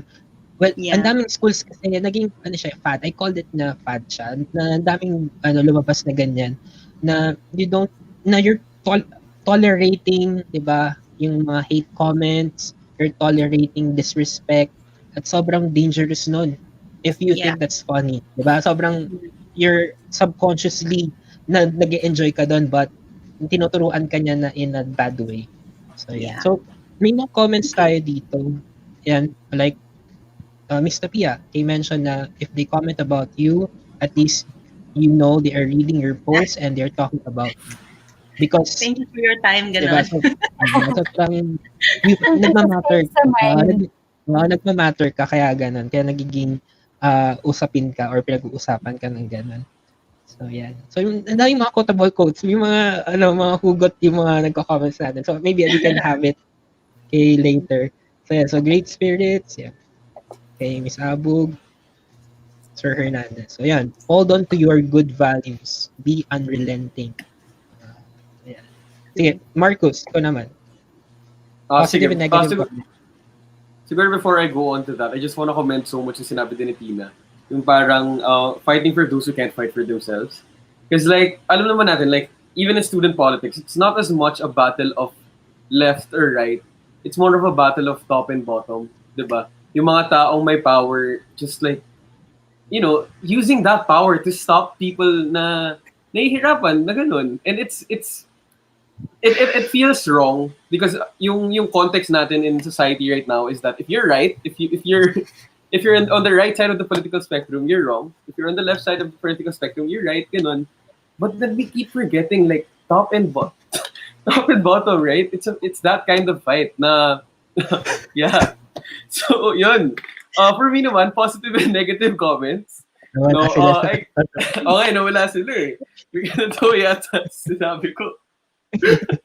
But then okay, positive and negative comments I receive. I guess for the negative, more emphasis on negative kasi yun yung mas marami ko na-receive. It's more of sinasabi nila anti-government, ganun. But like, it's a bit disappointing kasi you're really fighting for better governance, and they say you're anti-government.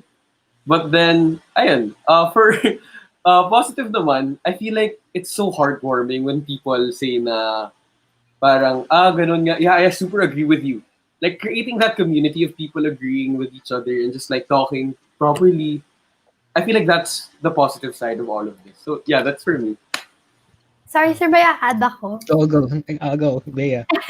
Okay, so when I was listening to what they were saying, and I remembered na, because I mean, I don't know, but I think I exude like a medyo cool identity. I don't know, oh my gosh, ang ano, humility aside, but, Girl, um, just you were a cool woman. I love her. like, parang kasi, ano, because, I'm in radio and then I host events, I feel like that's the energy that I exude. But when I speak out about these things, people would always say na, number one, yeah, it's because I'm clout chasing. And number two, na parang it's out of character for me to speak up about it, which I think um, that the second one is the one that kind of hits me the most, because parang really, is it out of character for me to speak up about it just because I'm like, alam mo yun, parang hindi ko masyadong magets kung bakit siya hindi like in my branding. I feel like you don't know me well enough siguro, that's why you're saying that. And that's why it's always been like my approach then. One, I want to be informative, but also I want to make these relevant topics cool and conversational. That's why, I don't know, parang when I speak to people, I speak to them in a way na it represents me, but it also still holds the message. So, yun, those two things really just are more personal comments that I've experienced when I speak up about these things. So, Pero Had tuloy ko mo na. lang yun, tuloy mo lang yun, Bea, because of course, it's your way, that's your personality. It doesn't mean naman yun yung personality mo, you don't have the right to be informed, be educated with Yeah. what's happening in the society. So before we go to Camilo, yan, so tama nga. So Carla here. So trash talking is Hi, just Carla. very immature. And so very See Hi, you, immature. Carla. Yeah. See you Trash later. talking and cancel culture. Oh my gosh, sorry, nakita niyo yung ballpen ko. So, nag-notes Ayan. kasi ako. Snaps. Camilo. We have a question later, mamaya na. May about cancel culture. I-reserve na. Feeling ko marami kayong hope. Okay. Camilo, positive and Okay. negative comments. For me, yeah, I agree with what like Bea said, especially coming from UP, yeah, very microcosm of the society and of the red tagging. So I think that's what every UP student has gone through. Yung red tagging, like just random people, just, oh, cause you're UP, yan lang. Tapos, oh, rally, tapos sayang yung pera ng government. Yan, yung, oh, why aren't you, si Duterte naman nag-sign ng free tuition law, ganon. Yeah.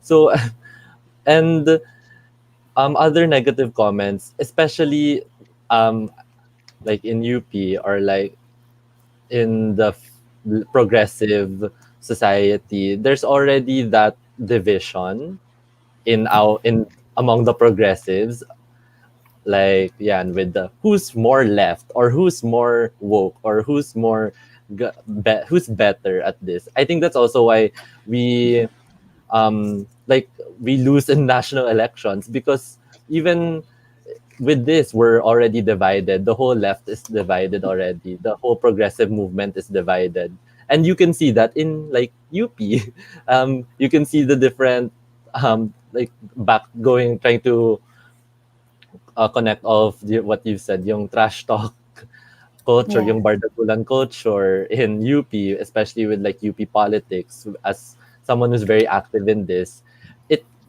it goes beyond discourse. Like it's not discourse anymore. It's just trash talking. It's just hurtful and toxic culture. And yeah, so it's hard that even when it comes to progressive minds, we're already fighting with one another, and we're already trying to look better, that, oh, we're the better progressive group, ganon.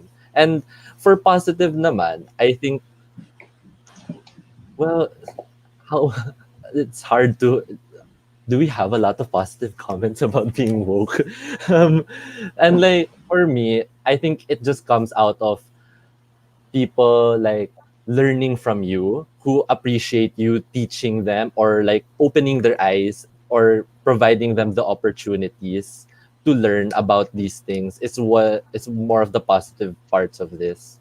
And back to like the negative lang, share ko lang, because especially in institutions or in where there are less progressive ideas, they already brand you as, oh, yan, yung KJ and everything. I'll just share because actually it's an anniversary. Like last year, I was a stage manager for a production in Dulaang UP, and then Oh. Irene Marcos came to watch, Oh, and during and during Man, and during that time, there was a rally. There's a yeah, rally yeah. outside during the show, and the whole, I think, a lot of administration people in the or in theater branded me as the one who leaked it to them, and parang, oh, ang KJ ko naman, parang ang sayang naman ng prod ninyo, like why would you do that, why would you ruin your prod just for that. And I was branded as that because I was active in student politics, I was active in council, but it wasn't even true, but I was already branded as this person who parang ruined the show even though I was part. So I think that was the biggest manifestation of the negativity of that comes with speaking out and being branded as an activist or an advocate for these issues. Grabe na. Of course, may nag-trigger din ako nag-flashback yung memory ko rin ng UP politics. Parang, ano yun, rally yun eh. Alam ko kasi yung division yan talaga sa UP politics. Yung other party, talagang minumura ako sa harap habang I'm doing my speech. Talagang mura talaga. Minumura in my face. Still happens now. oh my True, it God. does. It does. Pag nag-RTR ka, sir. Yeah, Yes. RTR, grabe. May nang-heckle sa akin noon about tuition. Parang, wow. Parang ako lang yung sinasagot nun for the entire campaign doon sa room-to-room na yun. Parang, paglabas ko na, ang toxic, no? Parang, yeah, this is the kind of culture that we're having. And paglabas mo talaga, yun yung reality. Yun yung reality. So, yeah, yun yung sad. Pero, back to your core, back to your principles, ay mga pinaniniwalaan mo. And these are challenges. Bigla may tungkululu. Na parang parang memories nun. And yeah, so parang part siya. So yeah. Sige, we go to the last part, which is your advice. Maybe what are your advice, your fellow Gen Z, and your message to other generations. So before we go to the question and answer, maybe for the viewers, you can type in your comments or questions, then we can answer Hi, later. viewers. Hi, mga fans. So, bigyan ko yun ng jacket. Actually, maglalaro kami ng COD kaya kami nag-live stream. Pwede nyo ba? Con. Oh, yeah. Alam mo, dati pala ko yung isda. Con. COD. So, anyway, sige. So, anong advice niyo na lang? So, to wrap it up, anong advice niyo, sir, fellow Gen Z? And yung mga, kausap niyo yung iba dyan na fellow Gen Z niyo, at yung ibang mga former teachers niyo or millennials or from other generations. So, what are your advice, message? Sige, Camilo, pag ganun tayo babalik. Camilo. Okay. Advice for me, for those who are already exposed to these issues and to these different advocacies, don't lose heart and don't lose that passion for and why you're doing it and why you keep fighting for these things, for these issues, and why you keep speaking out, because it will be difficult. It's really difficult. It will get hard. It's not the convenient choice to speak out about this. It's so much more convenient. Ignorance is bliss. But I think it's also our duty, especially for those who are educated, who are privileged, who are who have the resources and who have the security to speak out, it is our duty to fight for and with the marginalized, oppressed, and powerless sectors of society. And for other generations, I think we have to just open ourselves up to to discourse, to different opinions, because we really understand we try to understand and we try to engage with everyone and see their point of view, because that is how we get to further concretize our beliefs. That's how we get to further um, solidify our principles and forward our advocacies, because we have it's gone through so much. It's gone through discourse, it's gone through criticism, it's gone through a lot. So just opening ourselves up to one another, because we're not that different. We're not I maybe the different generation gaps, yeah, there are some differences, but we're still living in the same world. We still want the same things. We just want to be treated as humans. We want to have every opportunity that should be given to all of us. So if we look past our differences, not just to the other generations, but to our generation, then that's when we will progress, and that's where we could attain social justice and social progress. Yeah. Ganda. Galing. So yung first, gusto ko talaga yung idea ng nagtuturo pa rin ako sa private school and nandun sa privilege is ang paniniwala ko kasi if I make these people na privilege, may empathy and they can do also action. Yun nga yung ripple effect na mag-domino effect. Mag-domino effect yan na kung kayo na-visualize nyo na yung ito yung dapat yung mangyari, ito yung yung totoong mundo, then eventually in your own little ways then kikilos din kayo. Tapos imagine mo ilang tao yung gagawa ng ganun. So, ayan, thank you Camilo. And Marcy. Okay. Agree naman also. Dagdag na lang ako. I really think, well, dalawa lang naman yung piece of advice na gusto ko ibigay, is that for one, always be driven by passion and love, never by hate. Because tao yung kausap natin, tao lahat ng kasama natin. And it's always important to be driven by love and by passion. Because, kulang tayo rin sa mundo natin ngayon eh. And we need that. And siguro second piece of advice that I could give is that in every opportunity to help another person, this is my simple mantra to myself, kasi in every opportunity to help another person, always say yes. Because that's, you can't help everyone, but with every opportunity given to you, it's yun, pwede kang tumulong. So just do that. You don't need to be, socially woke all there, ganun. To start, all you need to do is help another person and just grow that empathy, that love, that passion. Kasi that's what's important. Just growing that. It doesn't need to be, it doesn't need to be biglaan, steady, and all that matters is you reach there. Diba? So yun, that's for me. So talagang gusto ko talaga yung humanity, no, yung pinaniwalaan ni Marcy. And with that humanity, sobrang basic nun, but it's applicable. Okay, thank you. Bea. Okay. I actually wrote this down, so bear with me. Number one that I want to say, I guess, I mentioned it a while ago, the change making, activism is change making.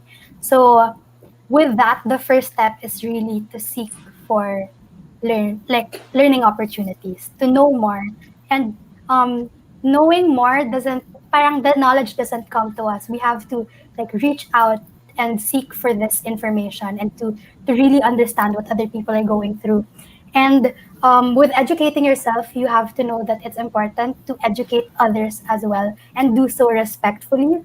I guess rooted yung talk ngayon on smart shaming and all that. Pero yun, one of my visions is really to cultivate an encouraging and empowering educational space for everyone, because it shouldn't be exclusive. And the next thing that I want to say is that rest is not the enemy of change. Hindi kalaban ng ng pagbabago ang paghinga at pahinga. So, kailangan matuto tayong mahalin din yung sarili natin. Especially now, I think you've mentioned it to me before, sir, yung political burnout. And that comes in a lot of forms, like news fatigue, protest fatigue, conversations fatigue. Basta, madaming forms yung fatigue, especially with, yun nga, the political climate right now. So, choose to breathe and to give yourself the time to recover from all of this because it can get overwhelming. So, you rest and then you continue. So, yun. Yun nga, nag-usap kami dati nila Bea na you need to rest talaga. Choose your battles minsan and choose yourself, di ba? And love yourself kasi minsan, di ba, in order to give more to the society, you need to love yourself first. Yeah. Hindi siya if you have- selfish. hindi siya selfish, di ba? Self-love or self-care is not selfish. Yeah. So, Tina. Okay.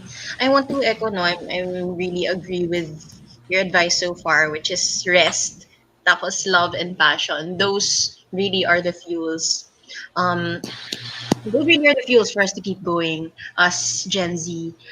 And I guess yung advice na nasi-share ko, advice ko rin siya sa sarili ko.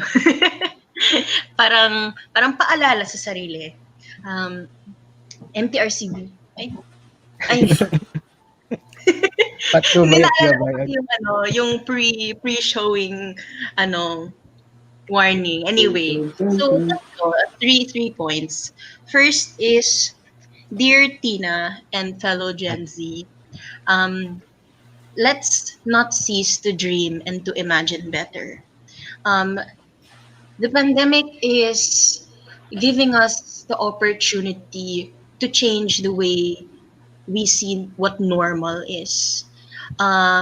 Let's continue challenging ourselves to imagine better because definitely, for me, hindi pa huli ang Pilipinas. I think, and considering the changes going on now in our public transportation and on the roads, I fully support the protected bike lanes now. Yun. So first is continue to dream and to imagine a better normal. Second is, the second and third, I think they're more practical. So that is to, let's do our research. Mag-aral tayo ng mabuti. Let us continue educating each other. And bouncing off from what the other said, no? Let's engage in discourse. Let's see from different perspectives, and from there, hopefully we can make more informed judgments.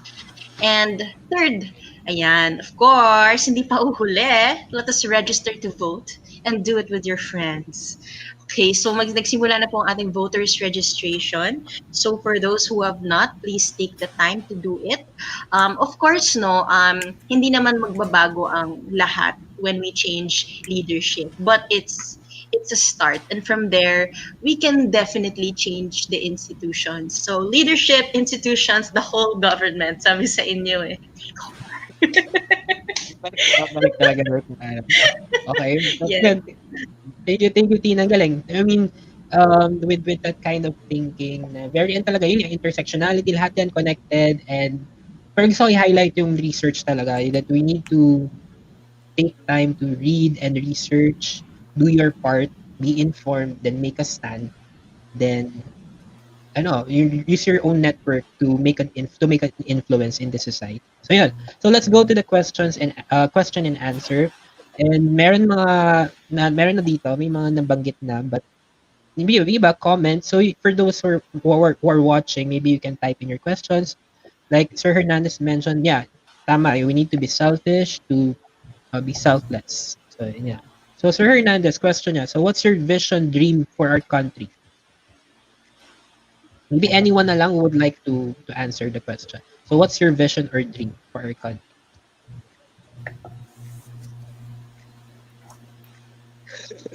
Medyo mabigat yung tanong na yan, Dead air. Thinking time. Medyo mabigat yung tanong na yan. Sir Fernandez, bigat daw. Ayan. May nag-risk na yan. So, for me, I think it's just simple. It's just a country that upholds the human rights of everyone, Boom. because we see that all of this is really laid out in our human rights. It's just that we are not being given this.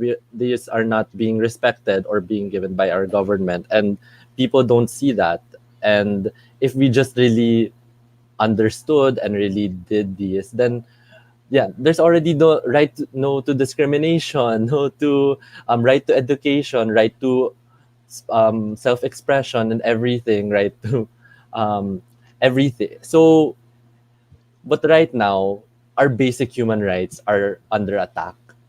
And if we get at least that, if we have our human rights being upheld, then everything will follow, because we will be able to progress. If there's no discrimination, there's no attacking of anyone based on sex, gender, religion, anything. So yeah, it's just for me upholding human rights. That's what we need. Yan. Yun nga, basic din talaga yun. Alam mo, Kapila, dahil dyan, parang napaisip tuloy ako ng next topic ko for this about human rights. Anyway, pero yun nga, talagang kailangan talaga that really, so yun yung problema ngayon sa country natin yung negligence or hindi pina-prioritize yung human rights. And we need to have that. Maybe sa 2022, change of leadership, we need that. Anyone would like to, go lang to... Siguro I wanna add din, no, na parang, for me, one of the visions I have for this country is really, stronger systems within our government. No, parang ang nangyayari talaga is, our systems, they're super, paano ko ba sabihin? They trust us too much, ganun, na there's so much room for corruption, so much room for, horrible things to happen. Like, our system should be built on our imperfections, ganun. Just so that, kasi these people, they deserve a good government, diba? So, one of my visions for this country is really stronger structures in our government, and really just focusing on the people, the marginalized talaga. So, yun. Yun yung marginalized, oppressed, powerless sectors of our society. Yeah. Okay, sige. Kung wala nang idadagdag, maybe we can, kanina pa tong tanong na to Idadagdag ako. Go, Tina. My vision for the country, I dream of the Philippines to have more feminist leaders. Particularly, I want to have a feminist president. Because honestly, what that entails is hopefully respect for human rights, empowered women in the country. And honestly, kasi when you have a feminist leader running your government, they see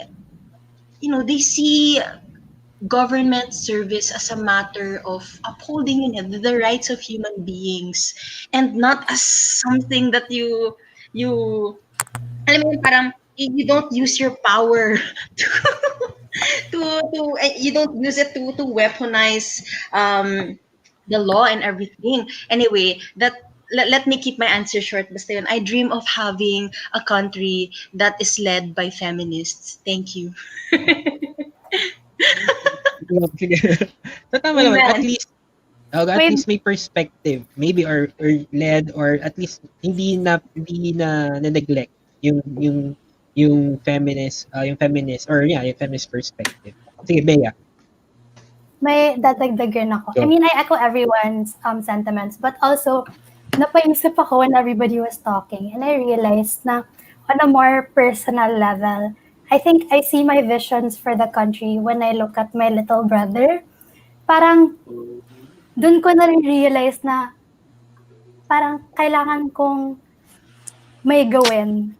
Kasi gusto ko na, I mean, I want to raise like a generation that upholds the things that we believe in, like human rights. And I want them to have this space, this world na hindi nila pinoproblema yung mga injustices and corruption na nararanasan natin yan. So, I mean, I know that change doesn't happen overnight, and I guess medyo matagal pa siguro. It's really like a really long journey, but I see the vision clearer when I see na meron kasing magmamana ng mundong to. So, ano yung magagawa ko para pag pinasa natin sa kanila, mas maayos at mas mabuti para sila naman yung mag-change ng world. Like, it's consistent and sustainable progress. So, yeah. Grabe. Ano, goosebumps. So, sobrang galing. Gen Z pa lang yan, ha? Paano pag nag-level up na yung sa generation at pumasok na yung Gen alpha Z. generation alpha, yung ganun din. Parang, ang ganda ng galing nyo. Sobrang Grabe. speechless na ako. Yeah, ito yung question Ito yung last na lang. Siguro last question. Mr. Rivera. Some progressives call out woke culture as some sort of a lip service. So, thoughts?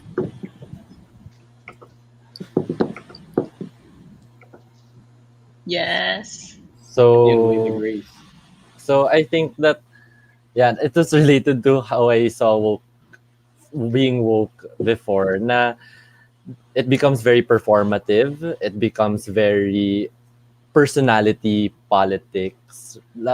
If you see, I think it also stemmed out of a lot of celebrities or people with platforms just using advocacies or being woke to make them look better, to make them relatable, or to make them seem progressive. And I think it's our duty and it's up to us na lang to be critical on these kinds of performative activism. That it could just be lip service. If it's just because, especially right now in social media, sometimes because you retweet something, you're considered, I'm an activist, I'm an advocate. But, or I just post something without really understanding or really trying to educate myself or not, or really trying to engage in a discussion. It's very difficult to discern all of this because it could be, it's a fine line of like, cancel culture or performative activism or to find the actual, if they're actually genuine when it comes to their activism, or if it's just lip service, if it's just to look cool, to not be canceled, to be relatable. Pero tama ka dun, Camilo. Kasi alam mo naman yan, there are different forms of activism, di ba? So there are different forms of activism, meron niyang different forms. And yun nga, the woke culture could be one of the forms of activism. But yun nga, it should not stop there. Yung retweeting, posting your comments online, hindi lang dapat natatapos doon. Some will call na armchair activist. They call, hindi pa tinatawag dyan na are activist lang online, but hindi ka lumalabas, hindi ka sumasama sa totoong laban. And maraming forms yun hindi natatapos talaga doon sa posting lang o pag-retweet or pag-share ng comments or ng news article. So, mas malaki yung laban talaga when it comes to that. Yan, slacktivism. So, ni Salaysay. Okay. Sige. It's sige, go lang. So, Sir Crisita, so how would you maybe we can, this last question, how would you let marginalized people realize your vision and consistently join advocacies considering their priorities right now? So may point naman si Sir Rosita. So while you're thinking, siguro may point si Sir Rosita kasi especially now, di ba, ang priority natin, security, safety ng family natin. Yeah. Yung tiyan natin, di ba? Yung food security natin. Yan. So, how would you let marginalized people realize your visions? Kasi you mentioned about your visions kanina and advocates. Go. Siguro si Tina, Bea, or si Marcy, since sumagot na si Camila kanina. Sige. For me, because I read this book entitled Book of Radical Love, no? And one of it's about like running elections, ganon. It's really about politics, but this radical form of politics is really centered on love.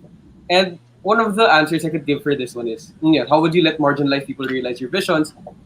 Well, first of all, you need to listen to them.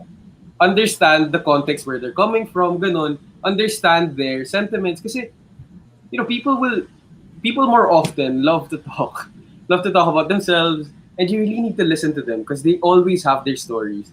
So with your visions, with your sa ano na yan, kung ano yung vision mo, it needs to resonate with them. It needs to resonate with how they feel. Kasi para sa kanila naman to di ba? If your vision for your country is really, really a noble one, it should be for the marginalized people, not for those in power already. And that's how you're really going to let them realize your visions. When you first listen, and second, you invite them through their own context. Ganun. So, yeah. Totoo talaga kasi for example, may mga law tayo and may mga policies na hindi kino-consider yung mga marginalized. And itong mga law na to ay ginawa ng mga privilege and without knowing the context of those people. And it's very important to listen. Kaya nga representatives you represent them. Diba? You represent the marginalized sectors of the society and you don't represent yourself. Diba? In the Congress or in the Senate. So yun talaga yung one. Listen to them. Or Bea or Tina for last one? I think tama kasi si Marcy actually like you have to really listen, but also I think it also has something to do with shaping your message. Nandun na kasi yung vision mo, like yun na mismo. So yung message mo, madami siyang recipients, and you have to understand their context to be able to deliver your message well. So when you're fighting for an advocacy, or when you're trying to parang communicate that message, you have to understand who's receiving it. So yung pagka-deliver mo ng message, dapat nakaano na doon, like with the intention na gusto mo talagang maintindihan ka. Because I think something that has been happening lately is that we're so passionate about making people understand their visions, that we don't understand na them. Parang puro na lang tayo. So what about them? Like, can't we meet in the middle and align both of our visions and create something out of it? I think listening is very important. Especially in journalism. Sorry, share ko lang, journal student ako. Na like, when you first think about it, we think that journalists are people who just speak and tell stories, but really we listen first. And we have to structure our messages to the point na naiintindihan siya ng tao. So hindi pwede yung masyadong technical or something like that. We have like rules with that. And yun siguro, parang intindihin mo kung sino yung kinakausap mo para mas maintindihan nila kung saan ka nanggagaling. So tama yun yung tinatawag nilang yung marketing and packaging. Na hindi lang din tayo sa sarili natin nag-uusap, pero dapat binababa natin sa kanila. And it's a challenge for the progressives, it's a challenge for opposition na meron tayo ngayon to deliver that message to the marginalized sectors. So, Tina, may yan. So, last, Tina. Yeah. Sabi ko na may dito, si Tina pag di magsasalita. I just want to challenge the question a bit, no? Because I'm trying to think about the right answer to it, but it seems there's none. That's one thing. Because the question is, how would you let marginalized people realize your visions and consistently join advocacies considering their priorities right now? If you reread the question, there seems to be sort of a power dynamic going on. Because it makes you think, it seems we're putting a difference in their priorities and our priorities, and that highlights the class differences that we're already trying to bridge. And honestly, if we're really pushing for a vision of progress, then our priorities must be aligned with theirs. So parang iniisip ko, so is the vision here trying to tell them what parang is the image here parang us trying to tell these people who are suffering how their lives should be? Bouncing off from what Marcy said, the first thing that we do, diba, is listen. So if that's our first thing, then we engage in dialogue and discourse, and their priorities become our priorities. If we situate in the context of this pandemic, the priorities of the marginalized right now are number one. It's not the high thing like feminist leadership, like what I said, or press freedom and everything. Of course, we go back to the basic needs. healthcare, tamang assistance, medical and health services. They want access to information. Else, they want to feel secured in their communities. These are the basic things that are close to their hearts. And if we don't make that a priority, if we don't make that our vision, then we're wasting our time.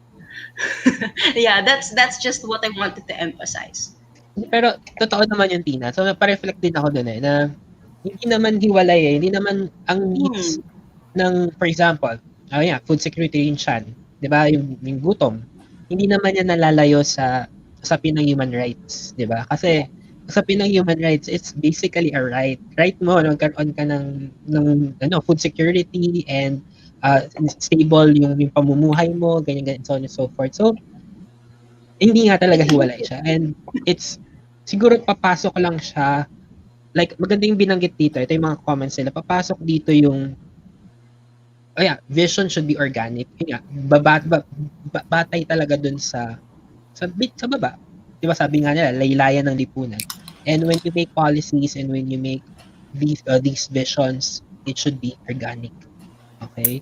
And ang dami nag-agree yan. Top down, yan. Sir Villanueva, ang wika rin siguro upang lalong maipabot. Makes sense. Language is very important, di ba? Yeah. Oo. Importante Yung rin yun. sonads ko, Ingles. Yeah. Especially in the pandemic, palaging English. But what about the people who can't understand English? Yeah, totoo. Yun yung topic namin. Yun yung topic namin last week, yung pandemya. Lahat, even virtual pressers are all in English. The information dissemination campaigns, they're all in English. Pero limited lang. Meron naman, hindi naman natin parang sinasabi na walang ginagawa yung government. Pero limited. I mean, that's the term. Limited yung efforts for that. But if you really want to disseminate information, kailangan mo talagang kausapin yung language, using the language of the people. So, yun. So, and I think wala namang questions. Grabe. Sir Hernandez, after watching this, masasabi kong totoo na ang pseudonym ni Andres Bonifacio may pag-asa. There is hope. Actually, sobrang galing. Sobrang kinikilig ako habang nagsasalita kayo lahat and all. Pero gusto ko lang i-end this talk. We're talking about Gen Z and so on and so forth. And I want to share this picture. Although ginagamit na rin kasi yung quote na yan. And kapag namulat na sa katotohanan, kasalanan ng pumikit. And I'm happy that the Gen Z, they're using also this phrase pagdating sa mga social movements. At yun nga, Gen Z, you're woke. Kaya medyo kinakabahan ako. Yung kanina talaga, medyo pa rin sa akin, napareflect talaga ako that natatakot yung generation, or mostly kayo, because na yung attack pag nagsalita kayo, if you say your piece, if you say your comment. So don't be afraid. Okay lang yan. Okay lang na you say your piece, you say your comment about particular issues. But before you do that, katulad sinabi ng Tingna kanina, research. Do your research. Di ba? Mag-aral ka. Be informed of all the situations. But then educate yourself. Then make a comment about it so that other people will listen to you. Use your influence, use your own network. And hindi lang dapat natatapos doon. Hindi lang siya dapat lip service. Hindi lang siya na doon nag-i-end. Dapat you go beyond there. So, tama rin yung sinabi kanina ni Camilo na marginalize, lumabas tayo, lumubog tayo doon saan man yung may tunay na problema. Hindi lang tayo nandito for now, nandito lang tayo sa internet. For now, nandito lang tayo. But after this pandemic, we expect na we go outside our comfort zones, our bubble, to really help and be informed. Maging makiisa tayo sa totoong laban, sa totoong mga problema. And we use our privilege. Well, we use our privilege for a better society, for a better medium for us to change the society. At syempre, we can do that. One way to do that is to really register. So, katulad na sinabi natin, Gen Z really need to be educated, be informed, and practice. So, we really need to practice, diba? Practice natin yung ating right to vote, first, bago yun, hindi mag-register muna tayo. But please make sure that you follow the protocols, the procedures, yung health protocols and health procedures when you're registering. So, I hope yung network nyo, kayo, and all your friends, sa lahat ng nanonood ngayon, you really go out and vote, open ulit, so that we can change the system. Okay? And, sige, last na, may mga last na mapahabol. Ang ganda, ipaglaban ng advocacies para ma-normalize yung mga paglalaban natin. Hindi na kailangan ipaglaban dahil present na. Tama. Diba? So, yun yung pinag-usapan namin ng first episode, yung passion. Dapat yung passion, yung advocacy mo, mag-stand out yon. Hindi mo na kailangan ipagpilitan pa sa iba yung advocacy mo na yon. Mararamdaman na lang nila yon because you're passionate about it. So, yun, just continue. Grabe. Sobrang thank you. Maraming salamat for the time, for all the discussion. I hope marami ako natutunan. I learned a lot from this discussion and also from the viewers. So, maraming salamat talaga. Thank you for the time and tuloy lang ang laban. Okay, wag mapapagod. Pagpahinga, pero wag mapapagod na ipaglaban ang ating Pilipinas. Sabi nga, ito yung sinasabi ko, i-end ko na lang. Ang pagmamahal sa bayan ay parang pagmamahal mo lang sa special someone yan. Kahit kano hirap, gaano yung imperfections ng that person, mahal mo siya. Okay? And you really need to do what you can para at least mapakita mo na mahal mo siya. So, yeah. So, yun, maraming salamat everyone. So, this has been Hiltringan with Tina, Bea, Camila, and Marcos. Okay, bye. Good night, everyone. Bye. Bye, good night. Bye-bye. Bye, Thank you. viewers. Thank you. CSA lang din. Thank you. Woo!